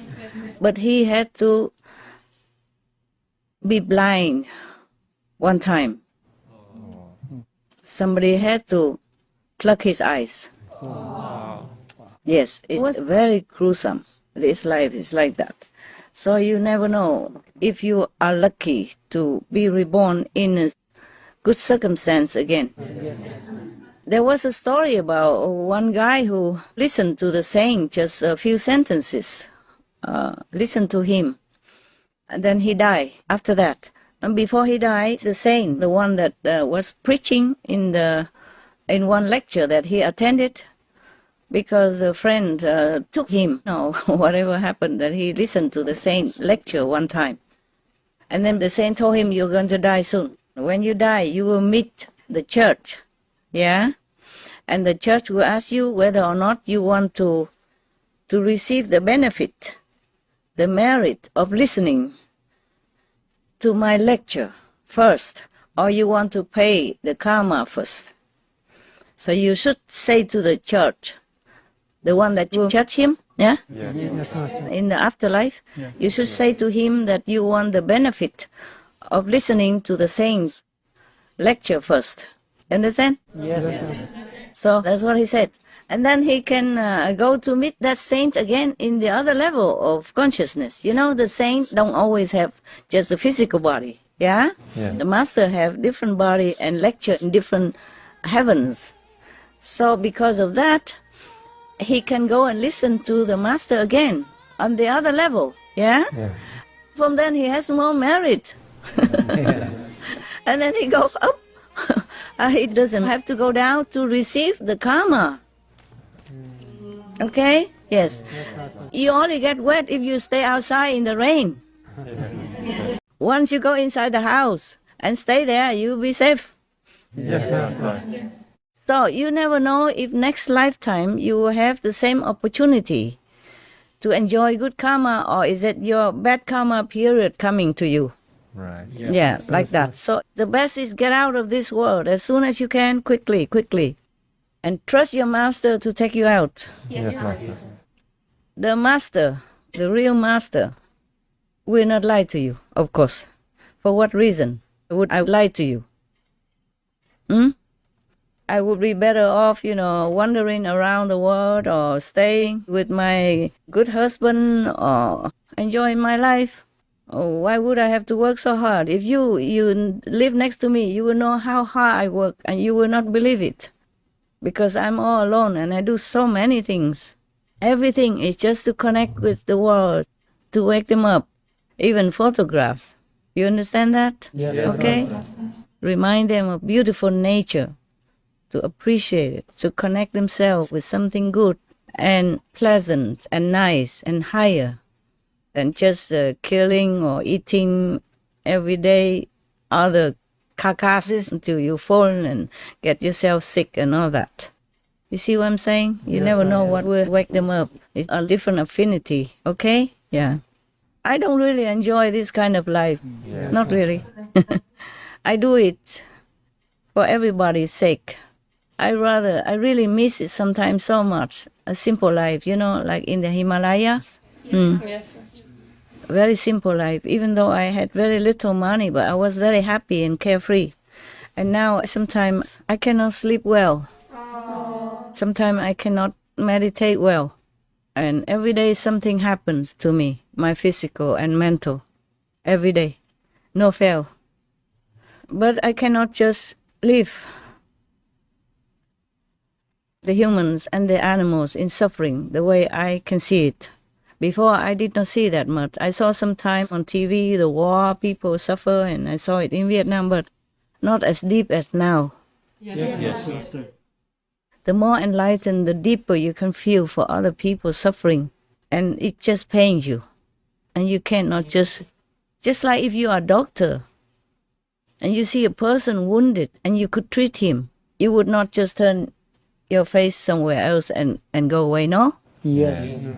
Even if it's your off-duty time, you cannot not do it. You cannot not address that person and make him feel well, and then try to bring him to a better place where he's safe and treated. Yeah, it's just like that. It became like a duty. It becomes like your goal of life.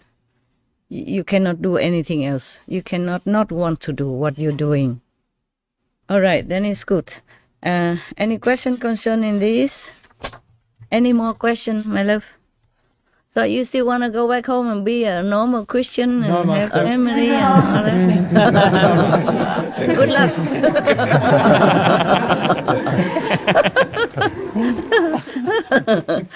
I think you will be not so happy as you imagined. Sorry if that was something that triggered that, but don't. Okay, please. I was just Life is so wondering short. because it seems many people, they know the 10 Commandments, and Yes. outwardly they show or they try to keep them, but inwardly maybe not so dedicated Yeah, and it's true. sincere. They cannot. And so I was wondering if they're losing a lot because of that, or if they really do sincerely keep them inside as well as out. There's some kind of spiritual charge that really keeps them progressing spiritually life by life. Yeah, they go nowhere, baby. They just go back. Yes, Master. If they are lucky and good, If the bad karma is not found in them next life, then they become a human again. Yes, Master. Having a comfortable life, almost like the last life. But if the bad karma period comes, just like the river, in some part of the river is deep, and dangerous, and with whirlpool water, and some river area are flat, are peaceful, and the water runs slowly, not dangerous. A human's karma and life is like that, sometimes up, sometimes down. Even the Buddha became a gecko, Yes.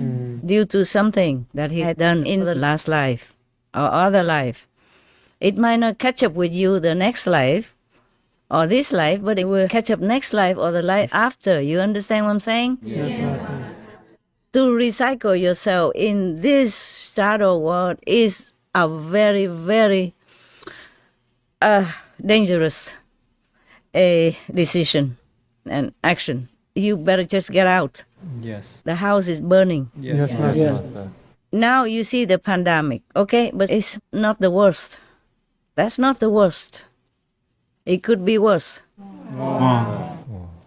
And this world, sooner or later, will be destroyed too. In the 3 worlds, no world is safe. You be recycled again, and again forever. Sometimes you go to hell, sometimes you go to lower heaven, sometimes you become human, sometimes you become a gecko even. Maybe you like to try a gecko life? No. No, Master. Fun, yeah? Oh yeah, my God lah. Okay. But it's good that you ask, because many people maybe ask that question, you see? Yeah. Many, like they say they're Christian, they're Buddhist, they don't need to do anything, they don't need to follow any master because they have Jesus and they worship Buddha and they think that's enough. No, not really. Because your mind will trick you, will make you wander around all over. You cannot really concentrate on the Buddha alone. The Buddha in the Amitabha Sutra, he explained that if you recite the name of the Amitabha Buddha sincerely, one-pointedly. How often can you be one-pointed? Yeah, one-pointedly, and have to remember all the details of the Buddha's land, the Amitabha Buddha's land that the Sakyamuni Buddha has described. Remember all that. And remember Buddha, don't think of anything else. Then you will be born in his land.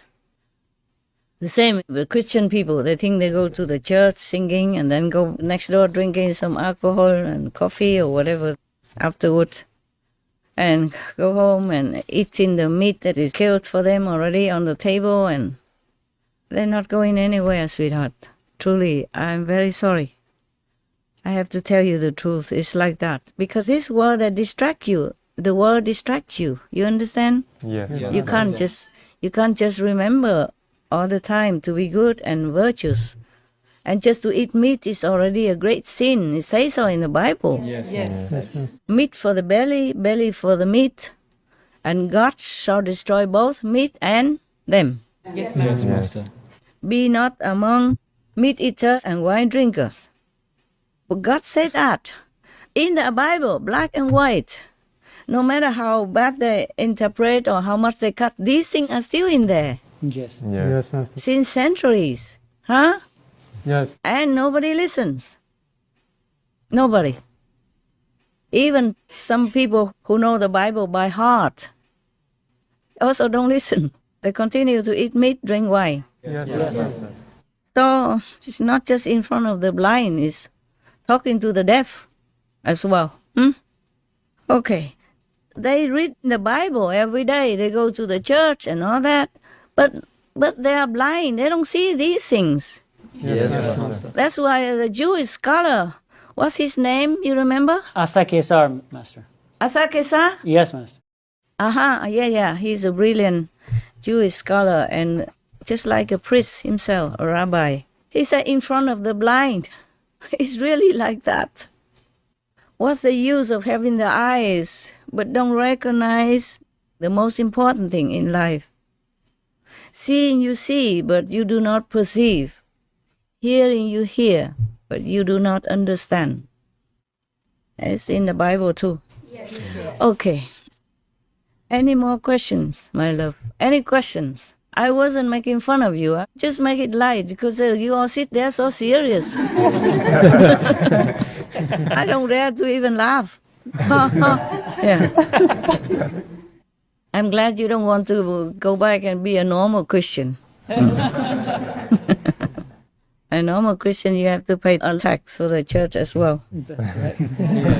Yeah. My ex-husband told me. I didn't know. Okay. Other people? Other IQ? Thank you for saving us, Master. You are welcome. And thank you for letting me. Yes. Really. Because if you don't let me, I'm also helpless. Like a doctor, if the patient doesn't sign the agreement to let him operate, then the doctor also is not allowed to do it. Yes, yes. So you are saving yourself. You know that? And I congratulate you. I thank you also. That makes me happy. Thank you, Master. It makes me happy that you're so wise. And it makes me more happy because you stay there and work for Supreme Master Television. We love this That Master. helps. That helps a lot of people. You know that? Countless people, visible and invisible. You don't know the astral beings that listen to your TV every day. Wow. The angels and the... Yeah, really. The heavenly beings, they're listening, they're watching. Okay? Because they are also not liberated. Wow.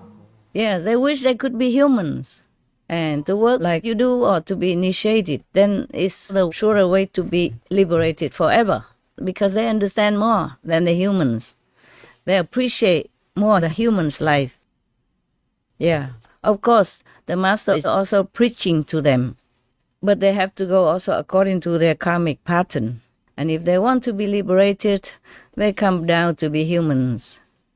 Then seek a master, and then go the same road to go up. Okay? Yes, Master. So many heavenly gods before, when the Buddha was alive, they came down and listened to the Buddha. They praised the Buddha. And they envied many human beings who were the followers of the Buddha. But because they listen to the Buddha, they can come back as a human and don't have to be born at a lower level, so they have an opportunity to see another master. And then they can get liberated. That's why all the heavens beings come down, listen to many of the masters' teaching when they're preaching or when they're talking. Just like now, if you see, you can see around you, on top of you, the whole sky is full of other beings who are listening. Wow. Same when the Buddha was alive, many invisible beings, even astral beings, the king of the astral world, the king of other worlds, they all came to listen to the Buddha preaching. And some of his disciples saw them. That's why we have many stories saying that. Yeah, because they recorded it. The people who saw it recorded it. Anand recorded it from other people who told him. Yes, Master. Yes, Master. Or who told in front of the assembly. Just like sometimes when we have a retreat or we have group meditation, some of your brothers and sisters told their experiences. Yes, Yes, Master. Master.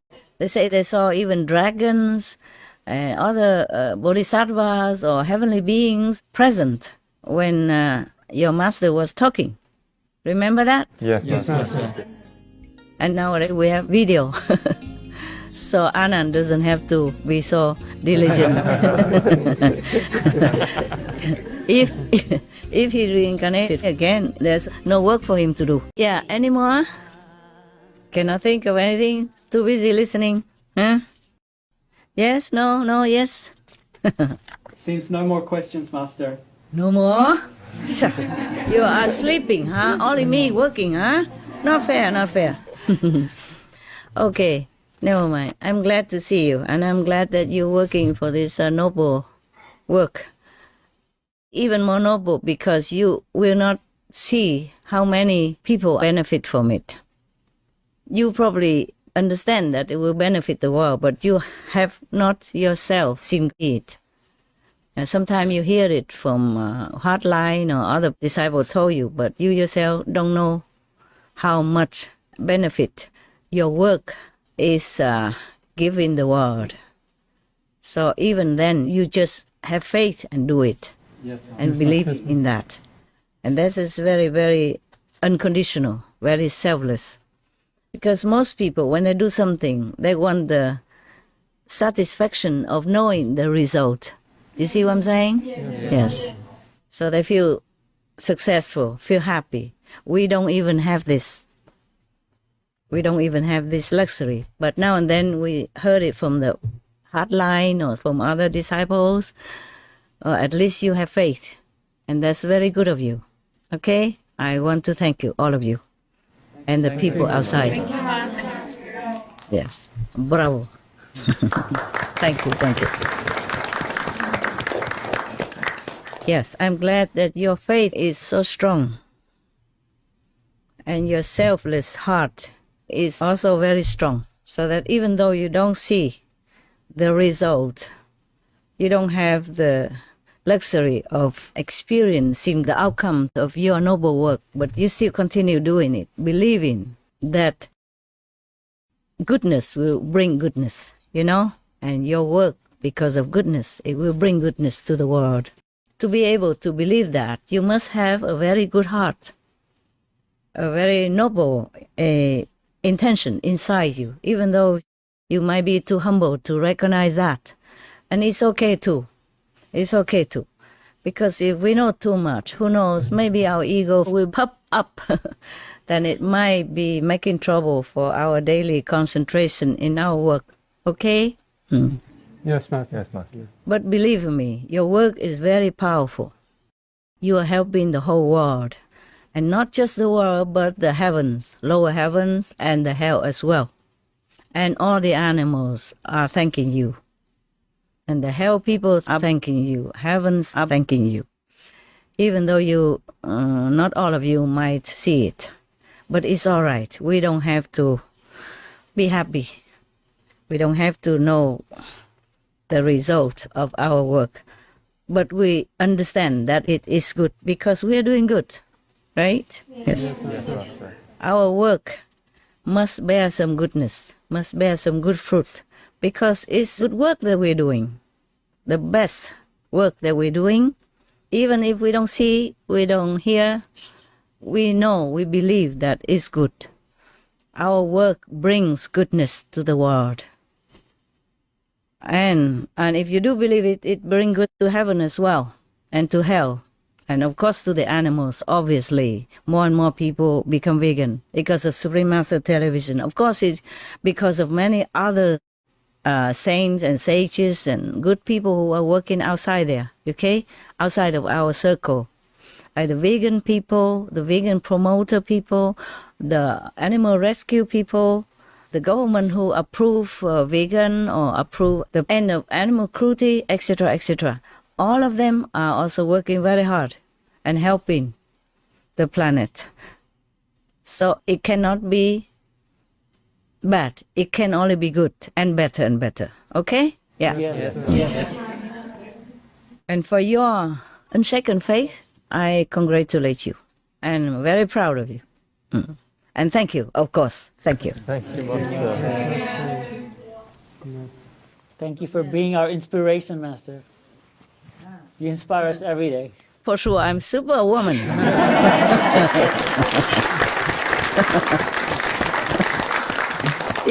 If you see my table, my desk, full of wires, all different colors, different kinds, then you know for sure I'm superwoman.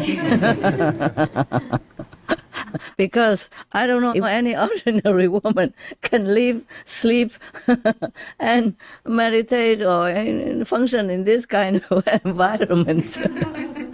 Except for you guys. You are, I say, machine geeks, yeah? Computer geeks.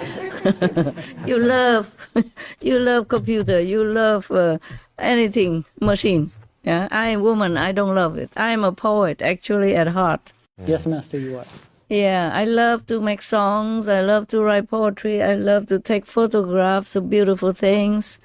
I'm softer than my man, And now I have to be tough, do all these kind of things. To you, maybe it's nothing. But for me, it's really a big, big job to connect all these wires. It's a lot, Master. It's a lot. Even it's a lot for you? It's a lot for you, Master. It is for me. Too much. I confess, I'm not saying I'm that tough, that this is a piece of cake. No, it's not. I can't believe I did all this, connecting this and that and others together and making it function. Yeah, I could even talk to you. I wanted this long ago, yeah, but I thought it's not possible for a computer zero like me, yeah? Because although a superwoman like me, I don't know if tomorrow or next day we will have a chance to talk to each other. Okay, huh? Yes. Who knows? We take one day at a time. Whenever we can, we count it as a very, very miraculous blessing. Yeah? Okay? Yes.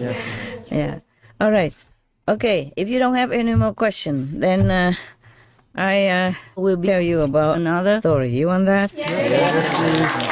Thank you, Master. Okay, you want to hear about Satan or you want to hear about Moses and the ants? Moses and the ants. Moses, good. We just talked about him, right?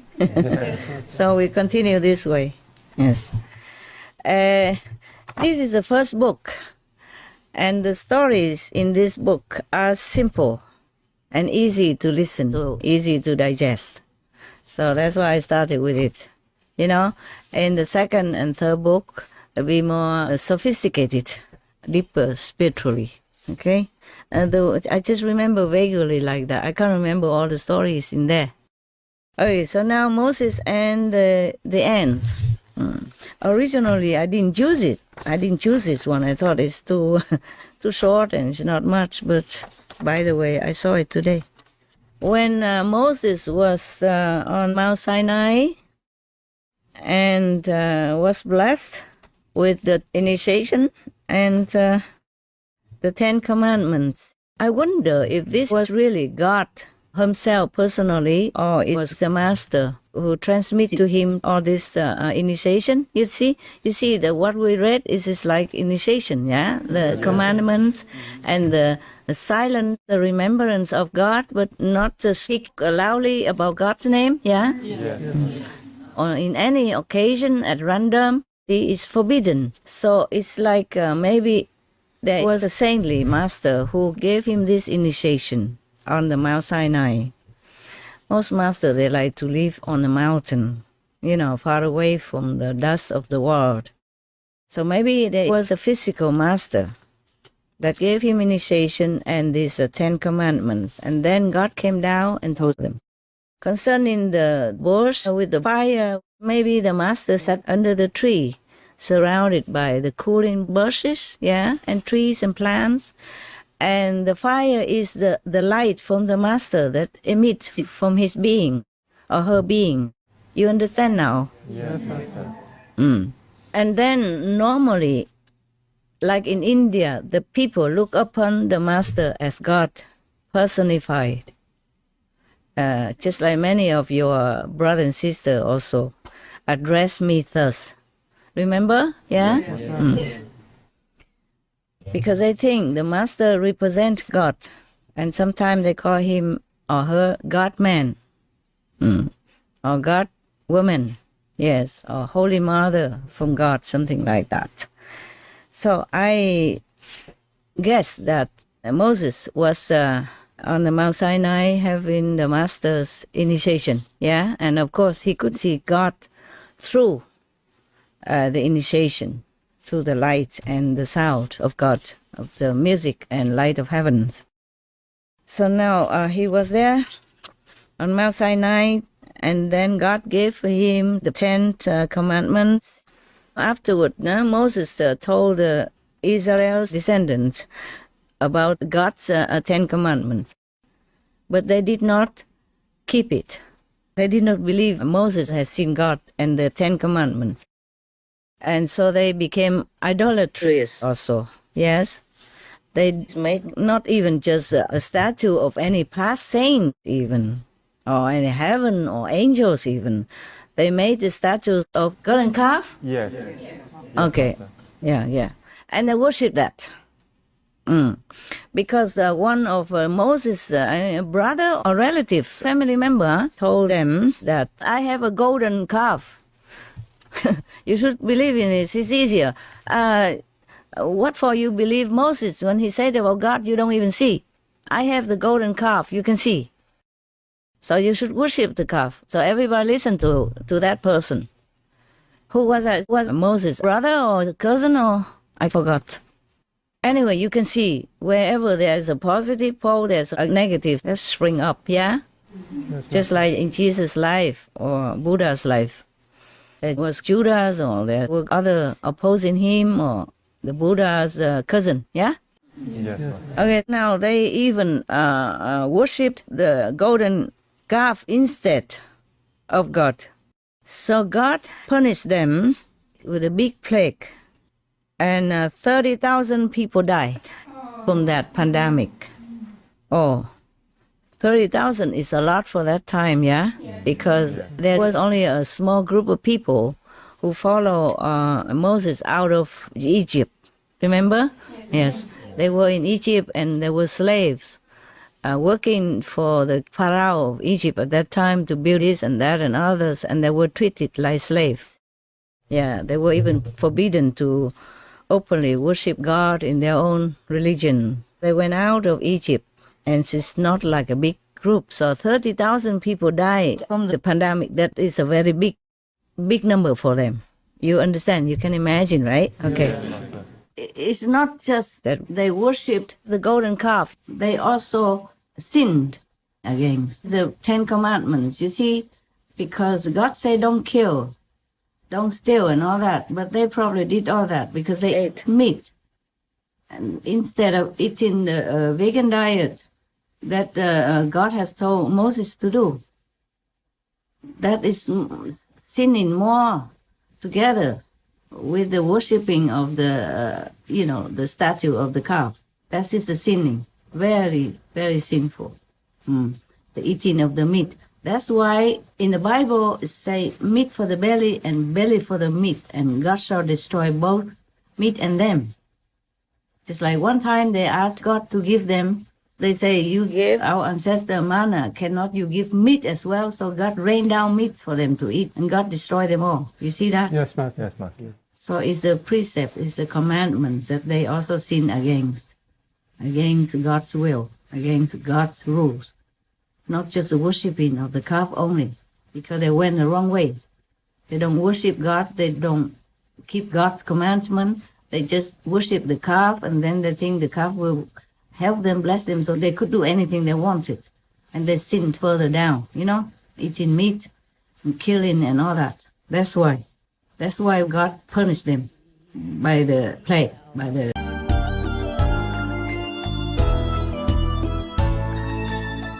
At that time, Moses, the greatest master at that time, prayed to God, Dear God, how come you kill all your children up to this extent? So the Holy God, the God who has all grace and blessing, answered Moses, I did that because they sinned.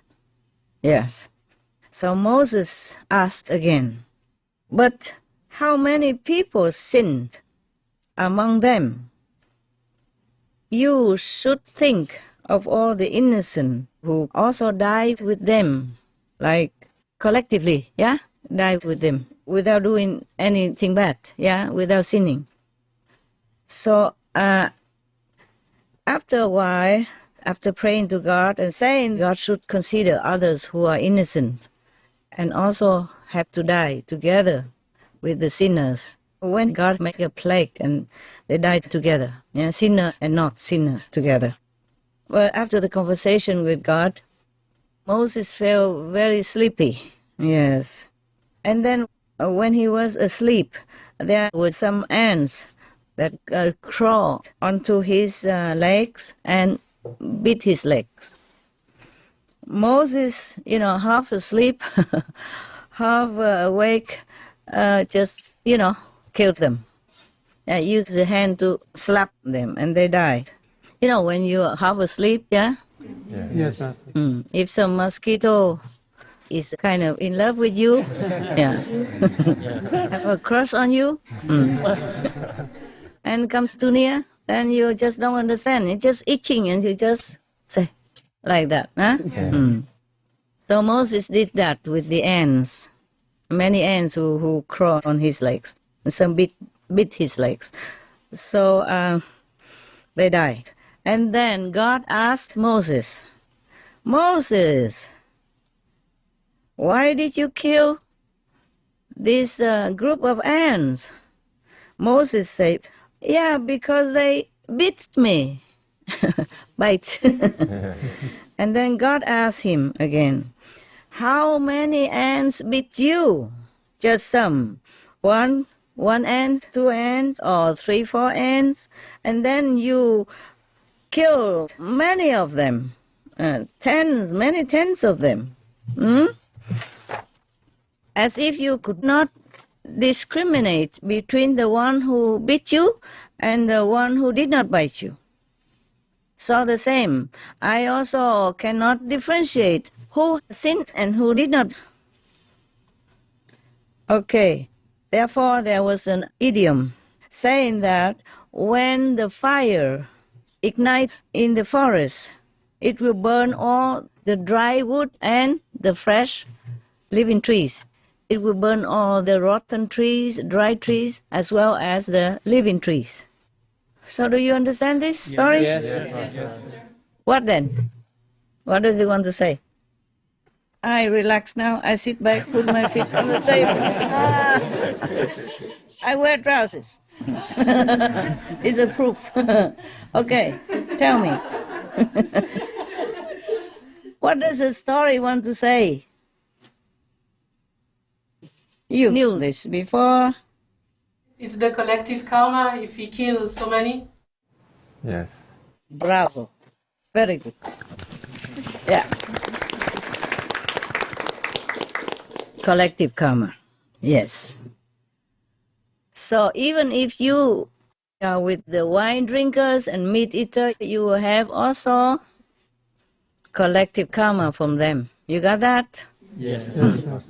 Whoever sits next to you, you share some karma with that person. Like it or not.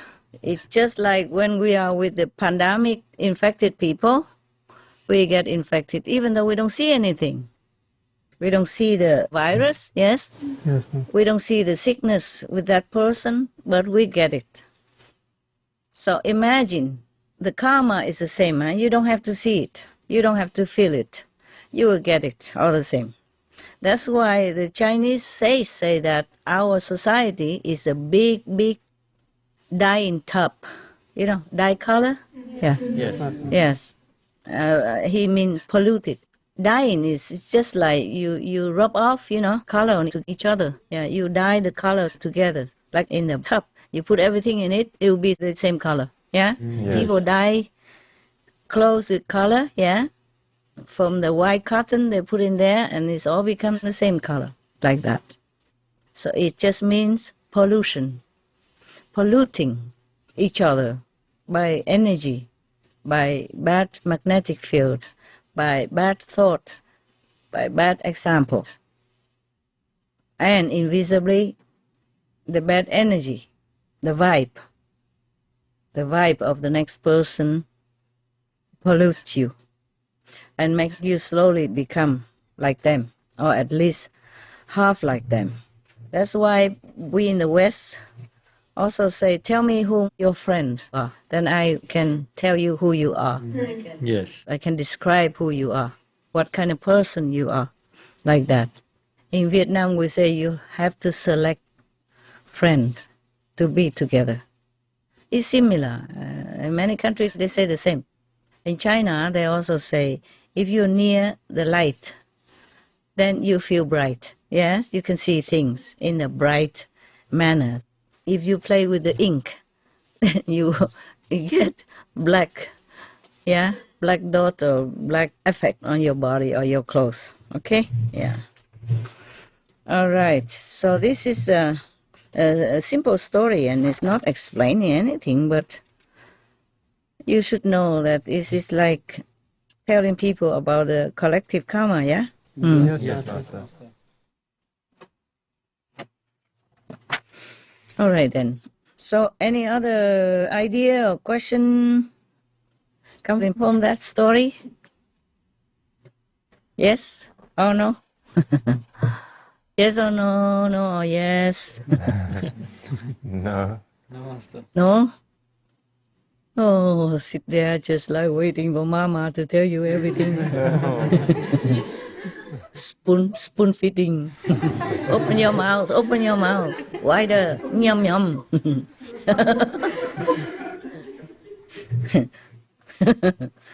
Okay. Huh? So, actually, we have all heard that. We all know about collective karma and the karma of our ancestors even. Yeah? Because we have this DNA connection. If our parents do something bad, we also inherit some karma. And in the national law, if one of the family members do some bad things, that affects the family too. Yeah, sometimes the family also have to go to jail. It depends.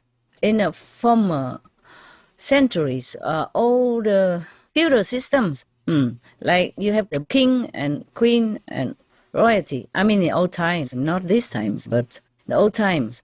If you committed some offense to the king or the royal family or to the nation, like maybe betrayers or traitors of the nation, then not just you were chopped head, but the 3 generations also together died with you.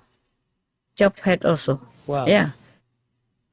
They killed three generations, so nothing was left of your name, of your family, of your power, nothing left so that nobody could revenge.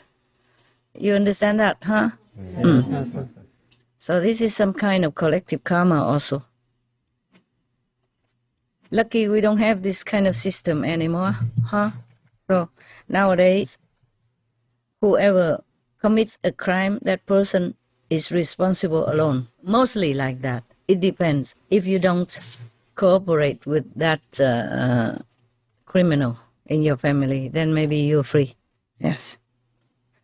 Lucky we have a better law nowadays. Mostly. Yes, Master. All right, my love. Master, in this story, because they worship the cow, like some deity, so God punished them. But in Taiwan also have many different religion and also worship like this. They will cause some karma because of that. You want me to offend 23 million people?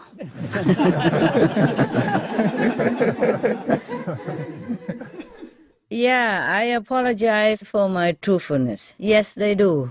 They do, because they don't worship the real God. They worship some statues of some, but at least they worship some statues, some saints, okay? And some deities. But those Israelis before, Jewish before, they worshipped the calf, the baby cow, in the statues even. Not even a human, not even a saint. But mind you, Taiwan is not the only country. Many Taiwanese people are Buddhist, or Yiquan Tao, or Tao Chao, yeah, or Christians. They don't worship animals, do they? No, huh? No. Okay. So there's a difference, okay? There's a difference. The people at that time, they were just too ignorant that they even worshipped just a baby cow statue. Even though a cow is very sweet and gentle, yes, it's good also. But to worship a cow above God and neglecting God to worship a cow instead, that is not correct. Because God gives you everything that you have in life, even your life. Without God, we don't exist. Without the cows, we can exist. The cows maybe give you some milk. You know, in old times, we relied on that to make cheese, to make butter, and to plow your field. Maybe the cow was a very beneficial one. But to worship that instead of God is a sin. You understand now? Yes. It's too ignorant. Besides, God already said, I am a jealous God. Taiwan is not the only country that worships many different beliefs, you know, different deities. They worship God in Christianity. They worship the Buddha. They worship Lao Tzu, Confucius, and all the good saints in the past, okay? Mostly like that. And they have statues of the local earth god, you know, the local god who takes care of their village or their province. Actually, they don't really worship them, just like respect. Just like you have a president, yes, and he or she is the one and only top, yes? But by the way, you see the police, you salute, yeah? Yes, Master. If the police stops you, you be nice to the police. You call him officer, you call her officer. That's what I do. And that makes their job, their day better, yeah, because they deal with negative events all the time in their life. They work very hard, the police. So that doesn't mean if I salute the police and I talk nice to him and respect him, doesn't mean I don't recognize the president of the country or the king of the country. You got that? Yes, Master. In the case of the story that we have just read, Moses helped them with the blessing of God to bring them out of slavery. And God declared that I am the one who took you out of Egypt and freed you from slavery. And they did not believe that. Even Moses said that. They knew Moses made a couple of miracles, you know, during the journey from Egypt. Even the sea water split in the middle so that the Israeli people could walk through without being drowned. And after that, the water closed back again and drowned many of the Egyptian soldiers. The ones who were after them wanted to kill them because the king changed his mind. First, he promised to free them and then let them free. But then after they left, somebody said something to the king, or the king was feeling unsure, and then he sent soldiers after them. And then the sea closed. It just split in two for the Israelis to walk through. After that, the soldiers came, they all drowned and died because the water closed again. You see what I'm saying? Like normal. Yes. And they all drowned there. Moses also found water for them by striking a rock to find water for them in the desert. So even if they did not believe in God, they should have believed in Moses. Moses is an upright man. Why would he lie to them that he has seen God? That God has told them to keep these 10 commandments and to worship the God that Moses had been in contact with. So these people, a group of them are bad. Yes, Master. A group of them are bad because one of the bad persons in there became a leader and brainwashed them to not believe in Moses but believe in a calf, a golden calf. Of course, a gold calf. Everybody likes gold, so gold. Of course, gold. You know, God we don't see, but gold we see. So they're just ignorant. And a bad leader always makes people fall into the wrong way. Yeah, just takes one person, one bad person who talks sure-footedly and talks loud and talks confidently and has some little eloquence, and people believe him and follow them a lot like that. So God punished them. But the Formosa people, they worship past masters, like in the Formosa people, they worship past masters, like in Taoism and in Confucianism and in Buddhism, you know, like that. Equan Tao is also from Buddhists. They worship the Chi Kong Hofo, they call him. Chi Kong Hofo meaning the living, Chi Kong, the living Buddha. They say that every day, but they don't realize that Chi Kong Buddha is gone already. Not a living Buddha anymore. It's better they seek the living Buddha, living master. Yeah, sometimes people are very funny, you know? Yeah, they forget. Just like in Sikhism, they worship the teaching of the master in the form of the Granth Sahib. All the teachings of all the great masters are written in there. That is wonderful to worship, fine. But in there it says you should seek living master also. But they did not see that, did not realize that. So they just worship the teaching of the master in that book every day. That book is holy for them. Of course, it's good. Then in the book, it tells you to do good things and all that. But the main point is to look for the master so that you can hear the sharp, mean the heavenly music. Sharp mean the sound. And see the light through a living master. It's stated in that Granth Sahib, big Bible of the Sikh. But how many people realize that? Just like in the Bible, it says, don't be with the meat eater, wine drinker even, not to talk about eat meat and drink wine yourself. But how many people follow that? They read it every day. The priests know all about it, and they go to the church every Sunday. But how many people follow that advice? You see what I'm saying now? Yes. In India, they also worship many deities, and they worship also animals. They worship even snakes and mice. Yeah. There are temples built for snakes. There are temples built for mice. And people go there and eat and drink together with the mice and wish to be born as a mouse. Some people go and offer milk and flour and all that for the mice to eat. And the people, the followers, go there and drink the milk for the mice together in the same bowl. Whatever the mice already drank, they also drink it, hoping to have blessing from the mice. And eat the mice left over, hoping also to be born as a mouse. And some worship cow also, of course, living cows. If you go to India, you see what I'm saying is true. And you don't have to. Maybe you read some books and they write about it, okay? And documentary films. I'm telling you the truth. You believe me or not? Yes. And you go there and see people worship the mice. And the cow. Of course, the cow we can understand because in India before, you know, they have only cow milk. Cow milk for babies, for the sick people, and for making medicine, for making cheese and butter and all that for them. All these centuries and thousands of lifetimes. So they are appreciative to the cow. I mean, most Indian people, not all of them.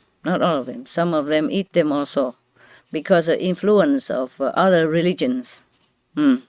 Like that. It's even so bad that the government made a law nowadays in some states in India, made law to forbid people to harm or hurt the cow or kill the cow, anything. In some places, if you kill the cow, you go to jail for life even. I like that. Because the cows are harmless. He eats only grass or leftover garbage, you know. Yeah, they don't do any harm to anybody. They are very, very docile.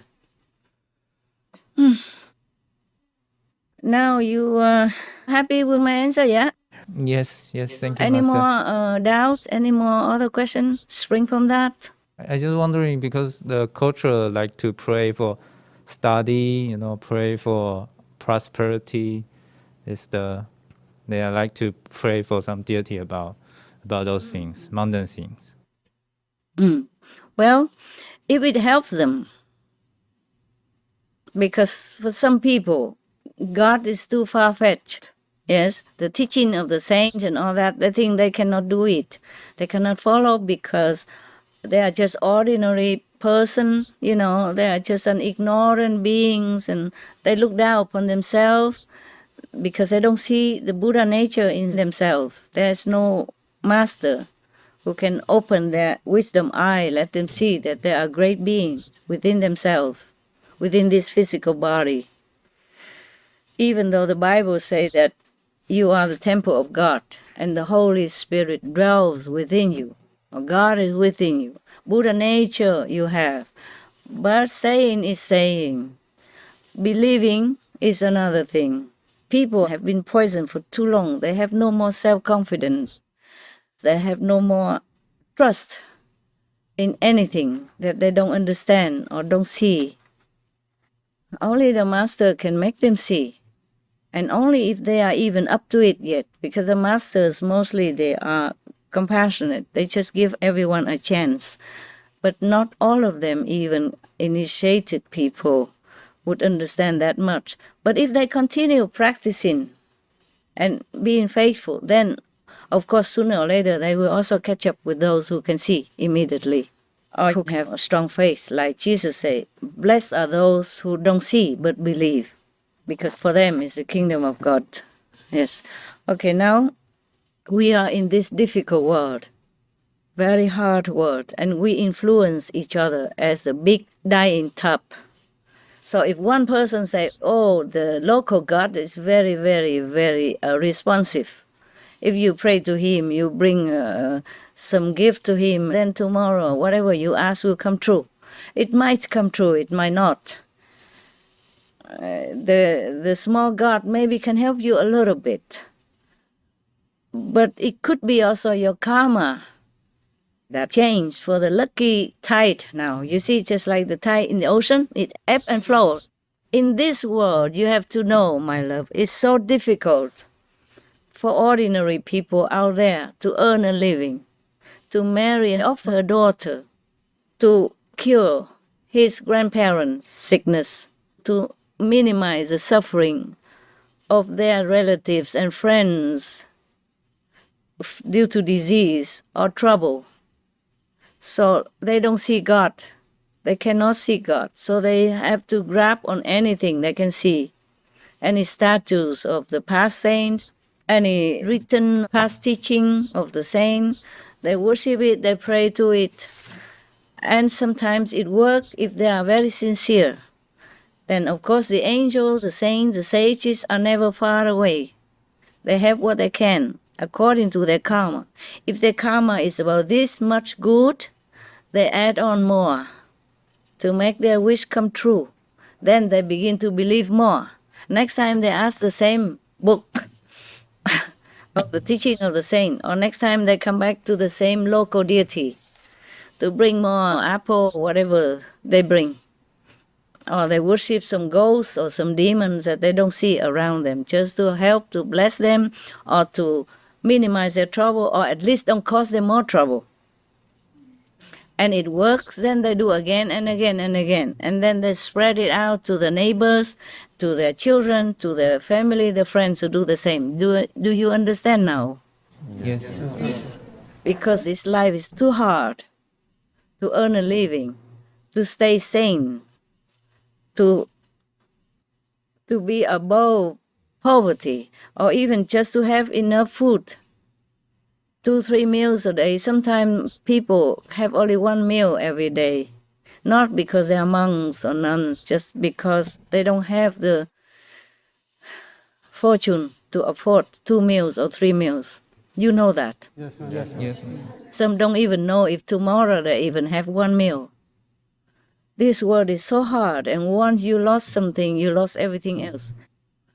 And in many countries, you know that, a lot of homeless people, because they just lost their job, or they just been so ill that they spend all their savings, and they cannot get up to catch up again to the former lifestyle or the former standard of life that they had. And they became homeless. They're begging on the street. Everybody afraid of that situation. They don't want that to happen to them. So they pray here, pray there, they go worship this and worship that, just in case it works. Because they don't know what else to do. Do you understand now? Yes, ma'am. Yes. So we cannot even look down upon them also. We also cannot feel disrespectful for this kind of activities and worship. For most people, that's the only comfort they have. At least it comforts them. It gives them hope. Gives them hope that maybe the deity will help, will bless, and will make trouble less or make the trouble disappear. Give them hope. Because in this life, hope is the best human can have. In daily life, dealing with all kinds of trouble, difficulties. Even if you have a job, it doesn't mean heaven. Because you have the boss, the big boss on top, pushing for production. The lower boss between, kicking you to be faster, to work harder. Even if you are sick that day, even you are in trouble with your wife or in trouble with your children, you still need to work. And if you are in front of the public, like the news readers, the journalists, the reporters, you have to smile no matter what. If you are an actress and actor, you have to make people happy in your role. You cannot remember your trouble. Even if you remember, you cannot act on it. This life is so hard, so hard. We are lucky, we don't know that life. But imagine if it's you. You work in a very hard, competitive, sometimes toxic atmosphere just to earn a living and still not sure if you can continue to do your job. Sometimes you just lose your job like that for no reason or very little reason because you're powerless and you need that job for yourself, for your family to have a dignified life. It's very, very hard. So people just worship anything, pray to anything. It's like that. The same with the people Israel at that time when Moses was leading them in the desert. It's a very short distance from Egypt to Israel, to Jerusalem. But somehow they run around or lost themselves in the deserts for 40-something years. You understand now? Yes, And before that, they believed that God gave them a promised land, Israel. They believed that God give them that promised land. After Egypt, they will find that land, quickly settle down and have their life back. But they were lost in the desert for 40-some years. And they were desperate. Yes, even though they had Moses and all that, who strongly believed in God because of his own experience, direct contact with God or through the Master on Mount Sinai. But still, how many people can hang on to Moses' faith without having the experience themselves? Maybe some people followed Moses and were initiated and also had some experiences like him. But not everybody have good experiences, the direct contact like that with the light and the sound. And not everybody can believe anything that they don't see. So for 40 years plus, they wander around in the desert. Imagine how hard a life that was. After being slaves in Egypt for so long, even having to hide their own faith and religions and working like slaves under hardship, under the whip, under the oppression, of the Egyptian authority at that time. And then, relieved, went out of Egypt and thinking that they will find their promised land very soon. It should have been sooner because it's not far from Egypt to Israel. It's not too far, is it? No, Master. It would not take 40 years, no? No, Master. Even on foot? No. But it took 40 years. Imagine how much hardship they had to endure in the desert. They probably brought some provisions with them and planted something, but they never knew if there's rain or if there's water in front of them or not. They had to walk and walk and walk under the scorching sun and freezing nights that they could not even sleep well and all that. And maybe they lost faith in the promise of God. Do you get it? Yes, Yes, Master. For anybody, it's easy to lose faith. Look like they could never find their promised land. After 40 years long wandering, lost in the desert, enduring so much hardship, without water sometimes, because in the desert you don't always find water. Yes. Yes, Master. And then sandstorm could bury you anytime. It's not like they build houses like now, that they could hide inside. And not like everywhere they went would have water. Not like everywhere they went they could even settle down and plant vegetables and all that to eat. How much money could they take with them? How much could they trade? How much could they buy in the desert? Yes, Master. So, of course, they sin against God, against the so-called jealous God. But I guess this is not a higher God. Of course, most humans cannot contact the higher God, cannot contact God Almighty, because we are too deep below here. Too deep. Yeah? All right. Too deep because we bury ourselves in our own wrongdoings, in our unfaithfulness to our own kingdom within. Too deep because we kill so many masters, life after life. Too deep because we kill each other. Numerous, uncountable numbers. Too deep because we kill everything else.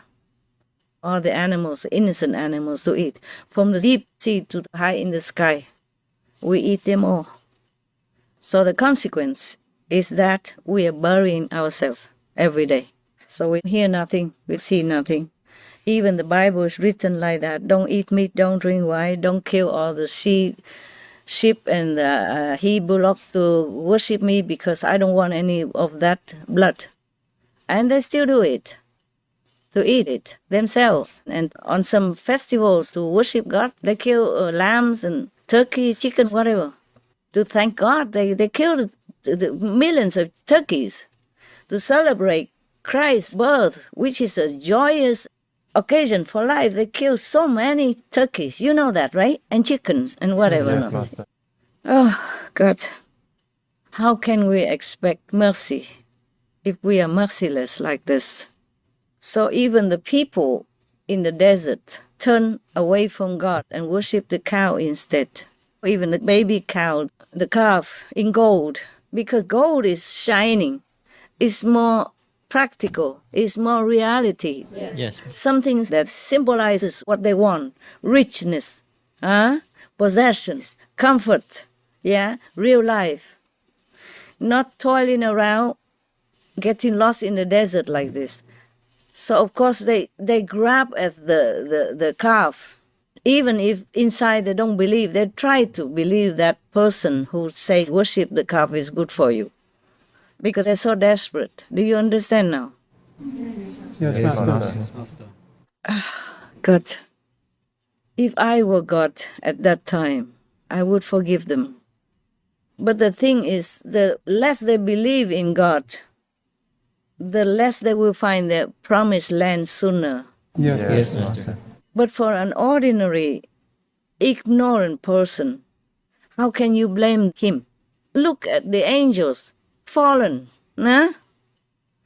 sitting next to God, having all the blessing and glory and everything they need, fallen from heaven. Look at our forefather, Adam and Eve, fallen. How would we, the ignorant people, not fall? Tell me. Yes, Master. Yes, Master. Yes, Master. So the humans are to be pitied, to be loved, forgiven, and helped. That's why I did not give up. That's why I don't give up, even though I don't know how I continue. Just so much work every day. Sometimes I think I hope I can. Sometimes I feel very dizzy in the middle of nothing. I just washed some dishes and I felt so dizzy. I had to hold on to something. I was checking some news just in case that you don't know it, I will tell you. Otherwise, I would not be able to explain to you, even though you collected them yourselves. You see, like today, the question you asked about the UFO, yes, and about the black hole, I also have to know some of it. Otherwise, I cannot answer you. These are modern things and a real topic of our world, apart from heaven. People just know much about the world. We have to talk their language. If I just talk about heaven all the time, people think we don't see anything. You see what I'm saying? Yes. Don't Yes. see Yes. any evidence that heaven exists even.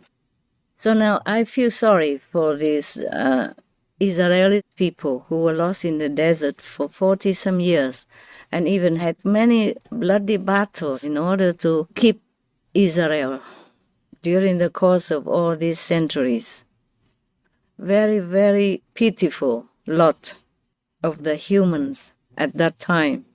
And now still have to struggle and fight for survival, for the existence in their so-called promised land. You see what I'm saying? Yes, Yes, Master.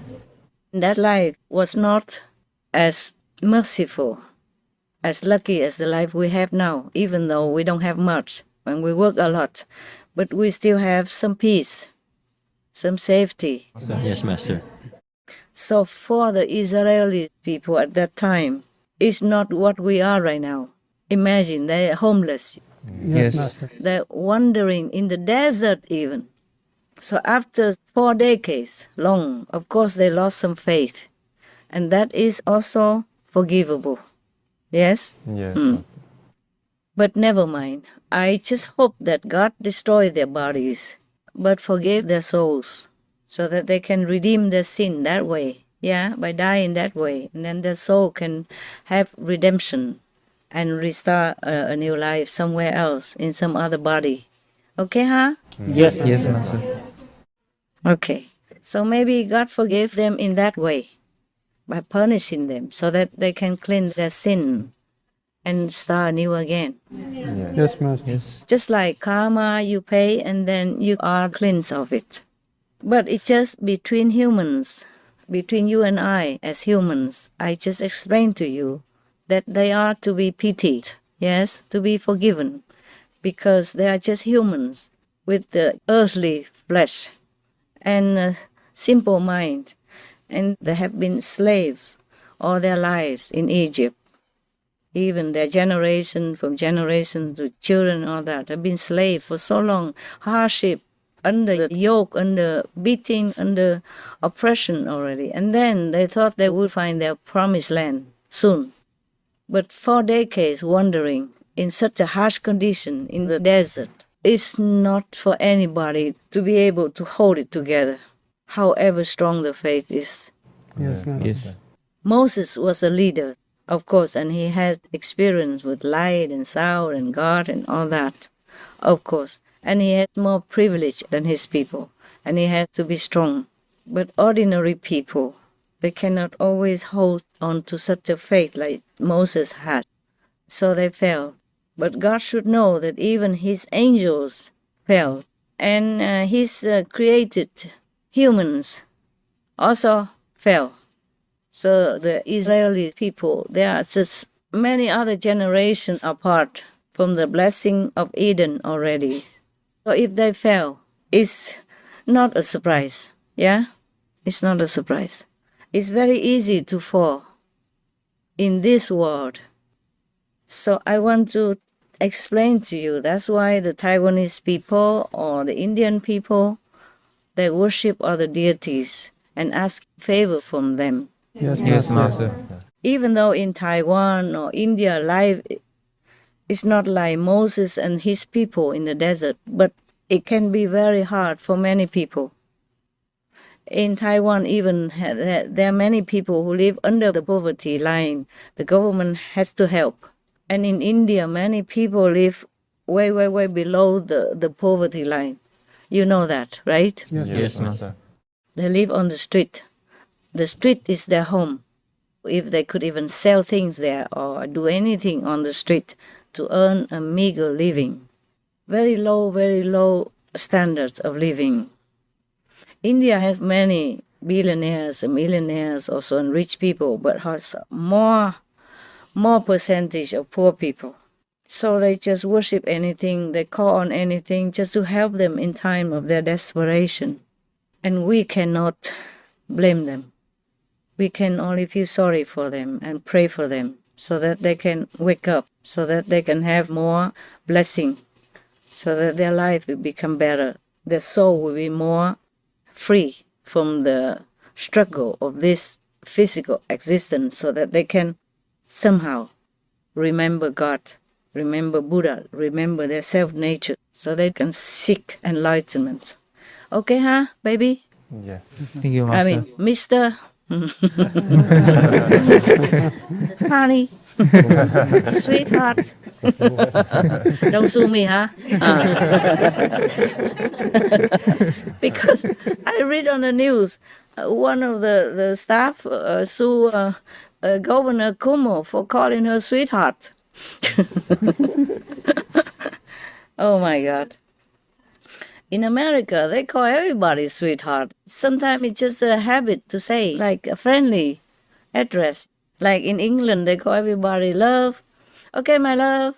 Yes, love. Goodbye, love. Like that. To the people they don't even know, in supermarkets and all that, they talk sweet. And sweetheart is some normal thing to say in America. Yes? Yes. Master. Say he flirted with her and called her sweetheart. Oh my God.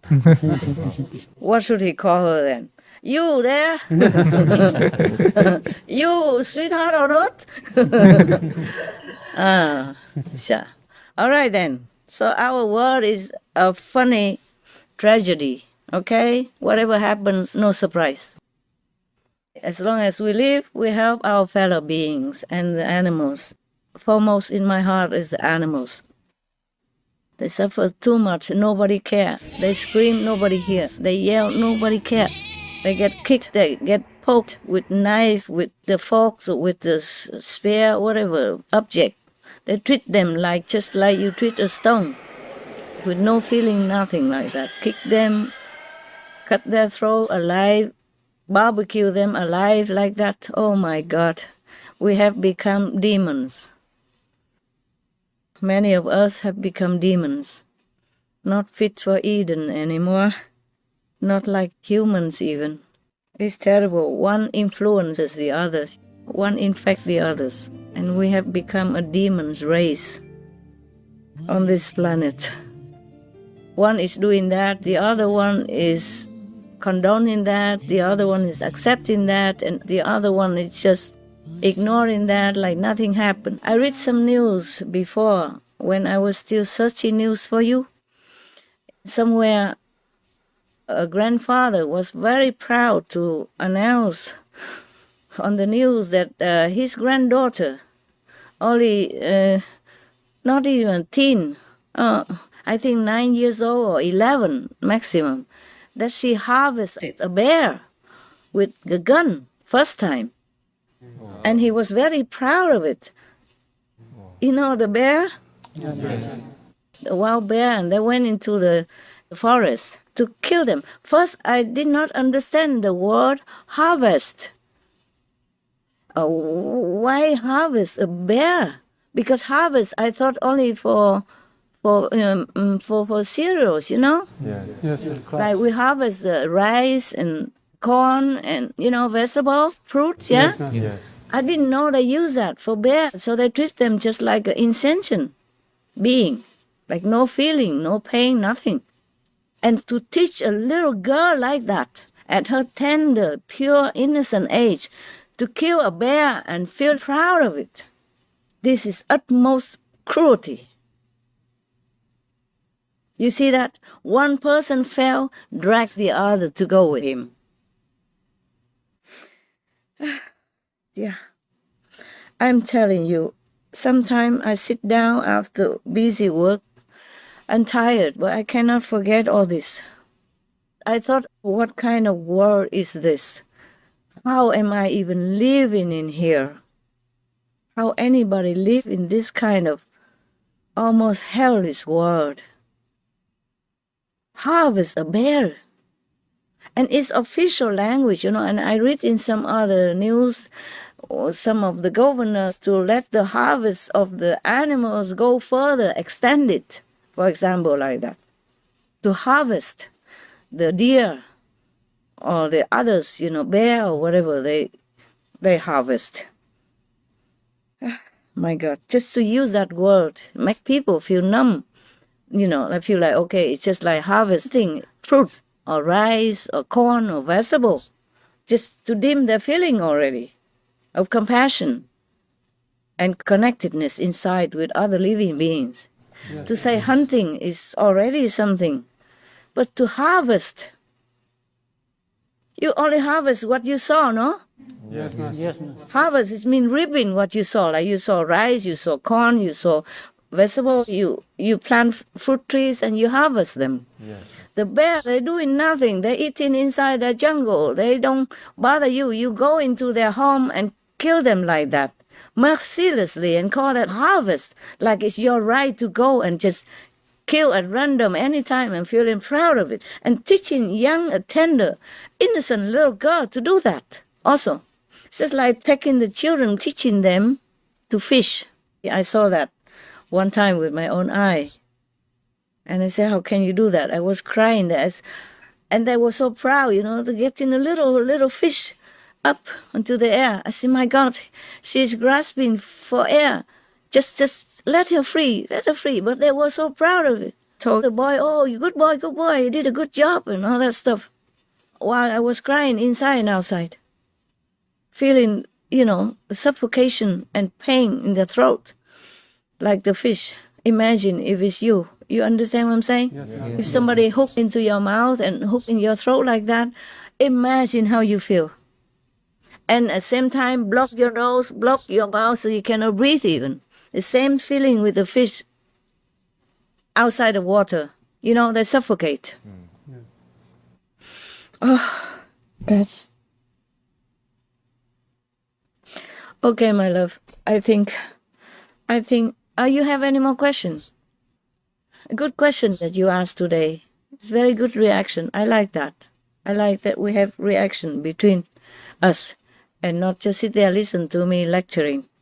It's a boring, snoring. Yeah. Tell me, any more questions? Well, Master, I have one more question.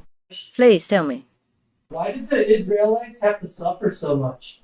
Why did they have to go through slavery, 40 years in the desert? Did they incur some kind of a karma from past lives for them to go through this? Sure, you did know? Sure. Sure. Nothing happens without anything to cause it. As you sow, so shall you reap. Well, at least suffering bodily, discomfort is not as bad as suffering of the soul, not as bad as you suffering in hell. Well, at least they had Moses, you see.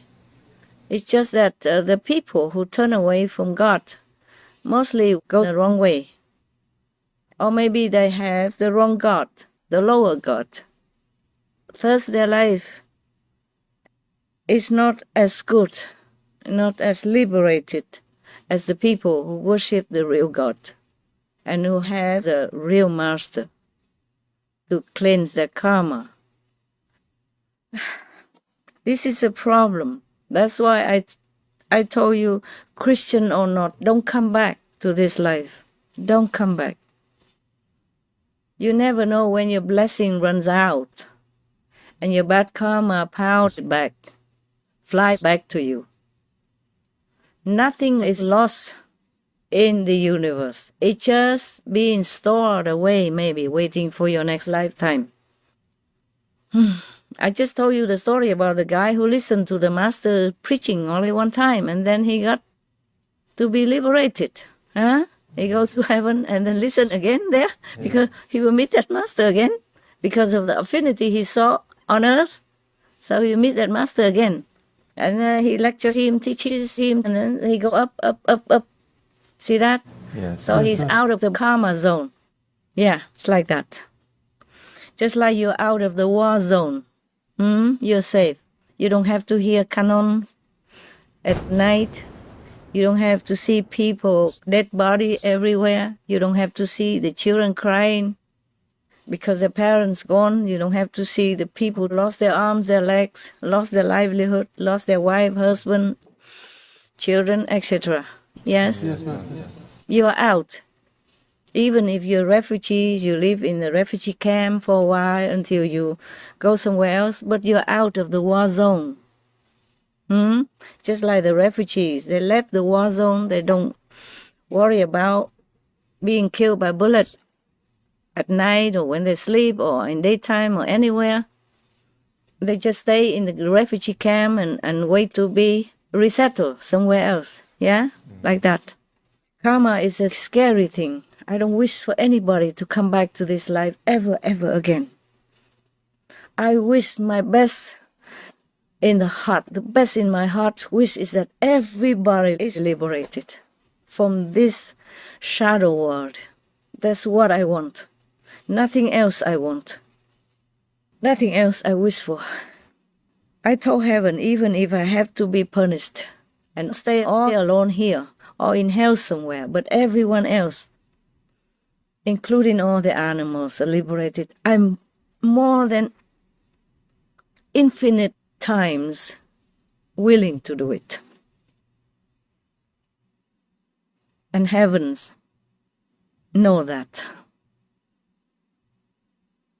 And you are my witness. I talk openly, so you know. This is my heart's wish. Because even if you come back as a king, as a president, prime minister, you suffer. Okay, you never know what's the next step that you take. You might fall in the ditch, in the pit. Yeah, I mean karmic-wise, okay? You can see many kings are killed, assassinated, many powerful people, recent years, yeah? Like in Arab Spring, for example, powerful personage, leader of the country, killed like a criminal like that, in front of everybody, just like that. Whether or not he did anything wrong or more wrong than anybody else, that remains to be proved. Just a normal soldier, somebody just put a bullet in his head and he died in front of camera, in front of everybody like that. You know already what I'm saying, right? Yes, Master. Yes. And today you're president and tomorrow you are a criminal. Yes, you're in jail. And even while you are president, it's not like people leave you alone to do your job, huh? Yes. Yes.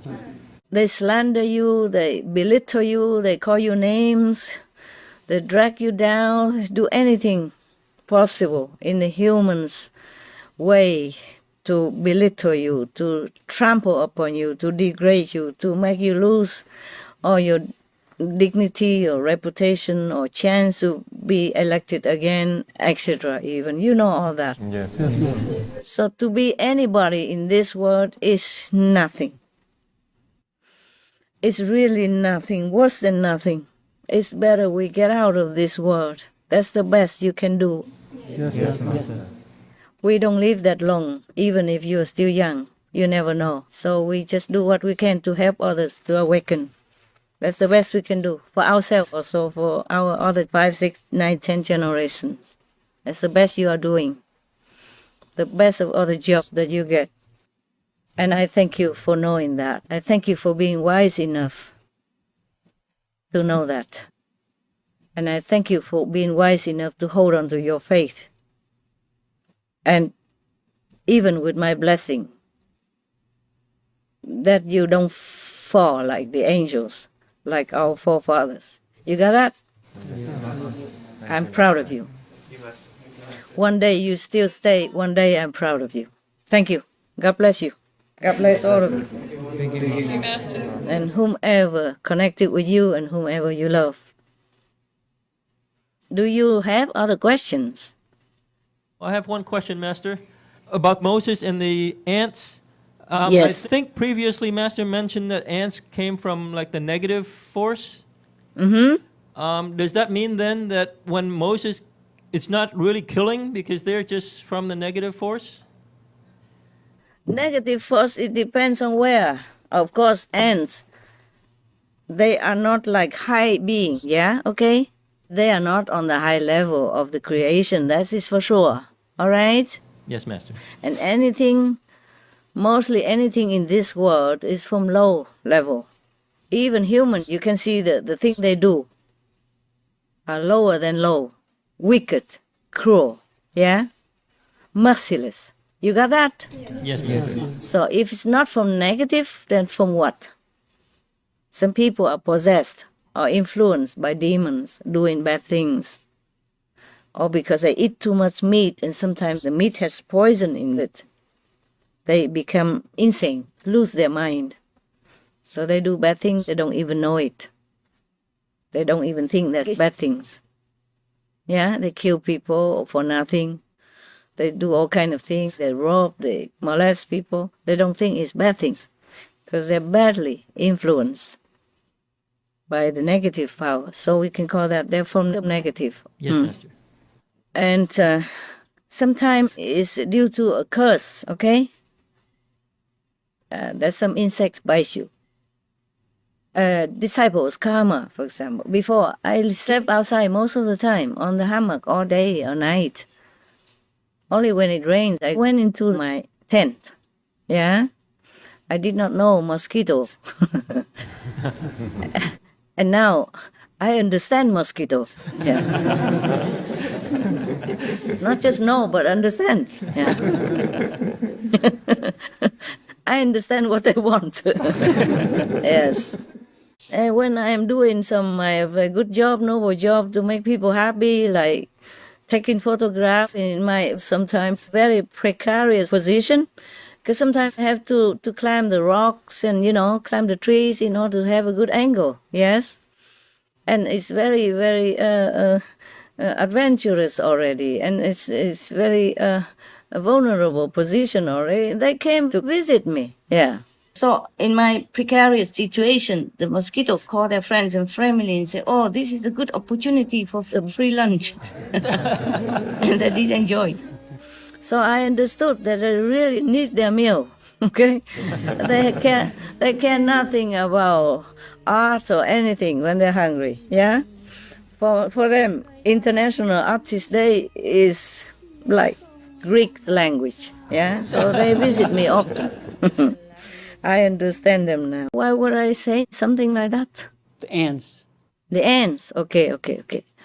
Because of some curse, and some disciples. Yeah. Force of disciples' karma. I'm told like that by my protectors. Wow. I say the curse is too long already. How come? They say, oh, the force of disciples' karma. Yeah, okay, never mind. Same with mosquitoes. They know nothing about enlightenment or ahimsa or the 5 precepts. Just like some people, you cannot teach them, you see? Yes, Master. They don't understand. Even if it's black and white, printed in the Bible, the Holy Bible, or in Buddhist Sutra, they read it. It's like they have not read it. They read it, but they don't see it. It's like that. Okay, now, oh, sorry, I don't mean to compare the people to the mosquitoes. But what else? If they just keep drinking blood and eating other cups, then it's similar to the mosquito or not? Yes. Yes. Oh my God.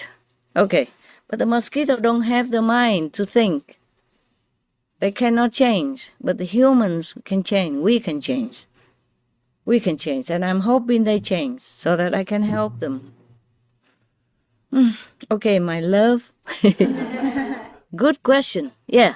Master, you mentioned the curse. Is there a way to break that curse? It's possible, but I would have to use astro magic. Oh. And I don't like that. Then I will own them, you see? Yes. And then also the force of karma of so many disciples made that happen. Yes, Master. So cannot blame just one person. I have rescued that person from hell. Wow. But she did not repent. So she's going back there again. No. While the body is still here, the soul is already punished in hell. Wow. Well, just like while your body is here, you still can go to heaven and enjoy heaven's scenery and blessing. Yeah, like many disciples do. Yes. So that proves that we are not really the body. Because the body doesn't go anywhere, neither to heaven nor to hell. Only the soul can do that. So many of your brothers and sisters, they went to hell also, while still living here with us. You heard all that, right? Yes, Master. Sometimes when they talk about it during retreat or weekend group meditation, yeah, many more, some don't talk. Okay? Some don't know how to express it. Some were just too excited or too emotional because they went there and then they could help to rescue their relatives or parents. So they were excited or touched or very grateful. So they just blurted it out. There are many who don't. Many just went there for a visit. Okay, good questions you have today. Any other questions? I think that's all, Master. Yeah. Okay. Fine. Okay, fine. Yeah, I wish I could keep everything like this. Maybe I should, but then I cannot work. Yeah, maybe I just push it to one side. So next time I don't have to rearrange it again because it takes me many hours to try. Before I saw you in this conference, me and the other brothers already trying to figure it out, testing again and again. It's just for me, one person even, have a lot of work like this. Yeah. So I also appreciate you guys. You know, you have to arrange for so many people so that you can talk to me. Yes. And also appreciate many other brothers, cameramen and technicians who do the equipment during our group meditation or during retreat, yeah. So and with many ear translations and all that, organizing a lot of work. That's why I thank them all the time. I thank you also. It's good that I could do all this even. I thought, my God, how? When I receive all this, you know, somebody drop it up somewhere and then I had to go and get it because I don't want anybody near, yeah? And before receiving it, I already thought, no way I can do it. But before they even talk about it, they said, we will buy this and that for you, Master. I already thought, no way. No way I can do it. No, I never did anything like this before.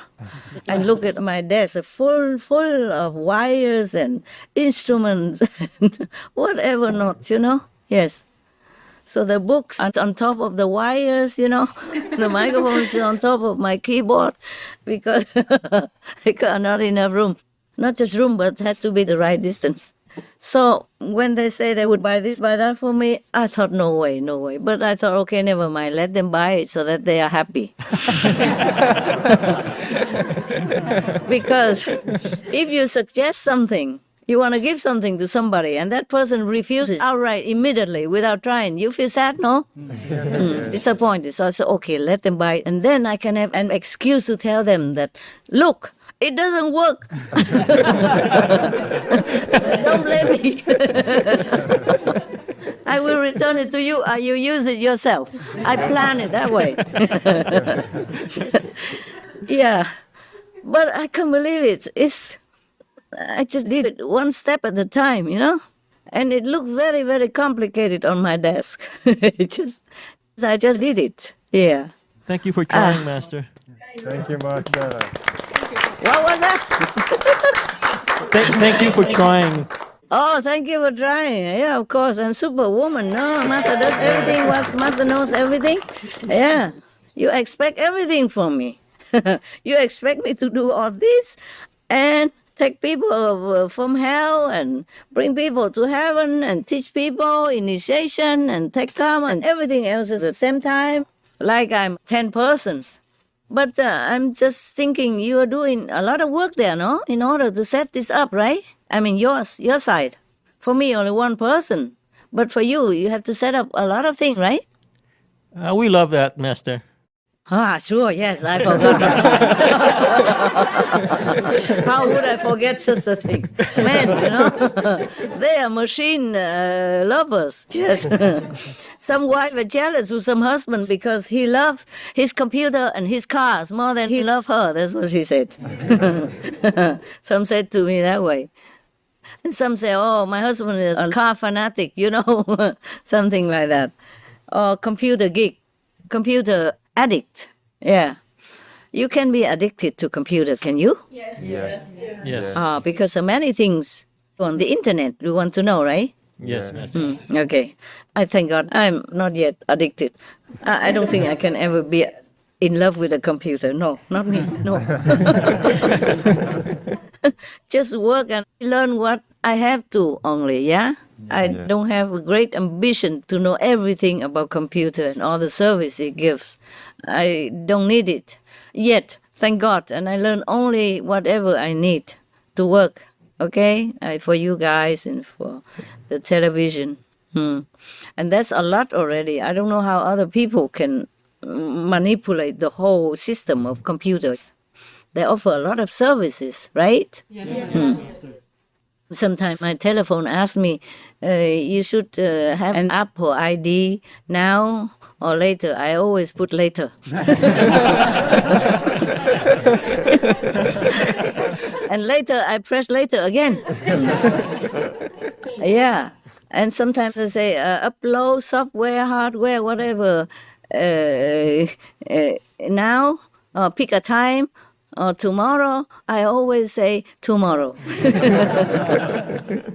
And then tomorrow, if I can see it, I put tomorrow again, always tomorrow or later. Yeah. I don't need anything more. I'm safe. I'm peaceful as is already. I said to my phone, I said, I don't need. Don't ask again. But they always ask. And I always say no. They don't give you an answer, yes or no. They say now or later. So I put the later. Yeah? Always later or tomorrow. That's good. At least they give you an option, eh? Okay, my love. If you're happy now already, Yes, we're happy, Master. Thank you. satisfied, then we hope next time we see each other again, all of you like this, okay? Yes, Master. I'm really happy to see all of you. Thank you, Master.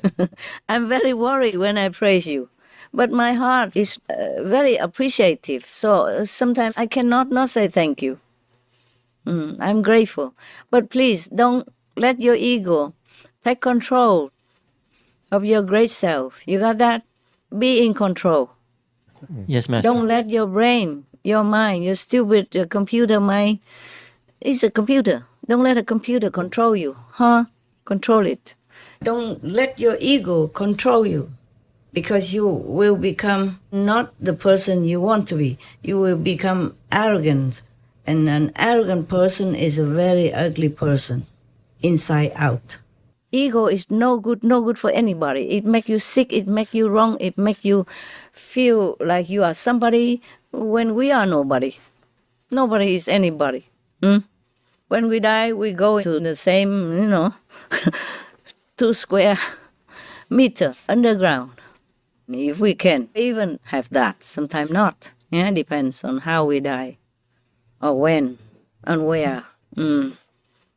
We are nobody, really, okay? This physical body is nothing. So don't let your talents, don't let my praise, my gratitude ruin your great knowledge, your wisdom to understand what is right, what is wrong, okay? And that we are nobody.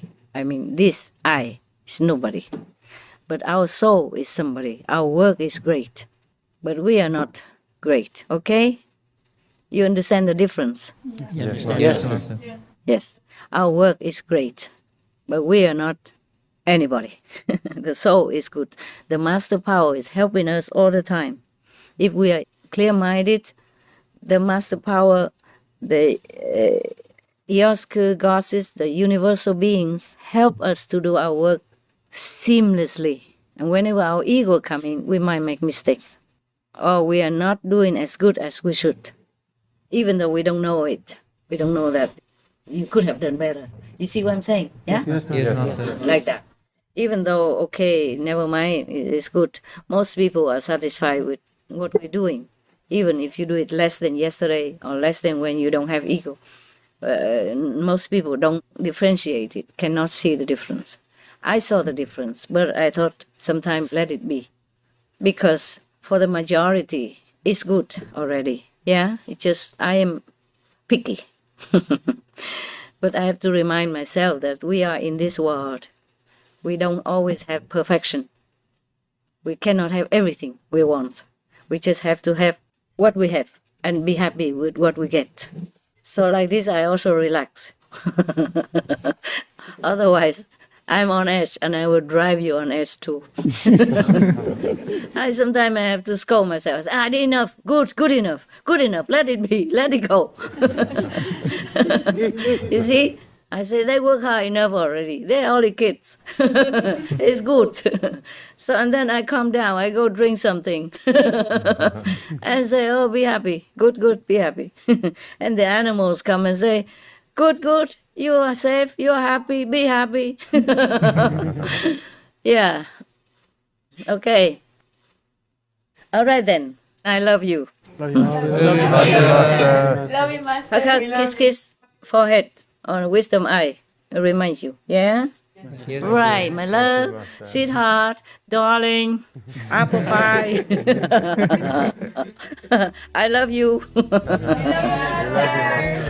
Not just for my heart, but for my soul, for my higher self. Love you very much. And thank you for everything you do. Thank you, Master. See you next time, I hope. See you, Master. Master. Take care. God bless. Bless, Master. That's it. Calendar finished.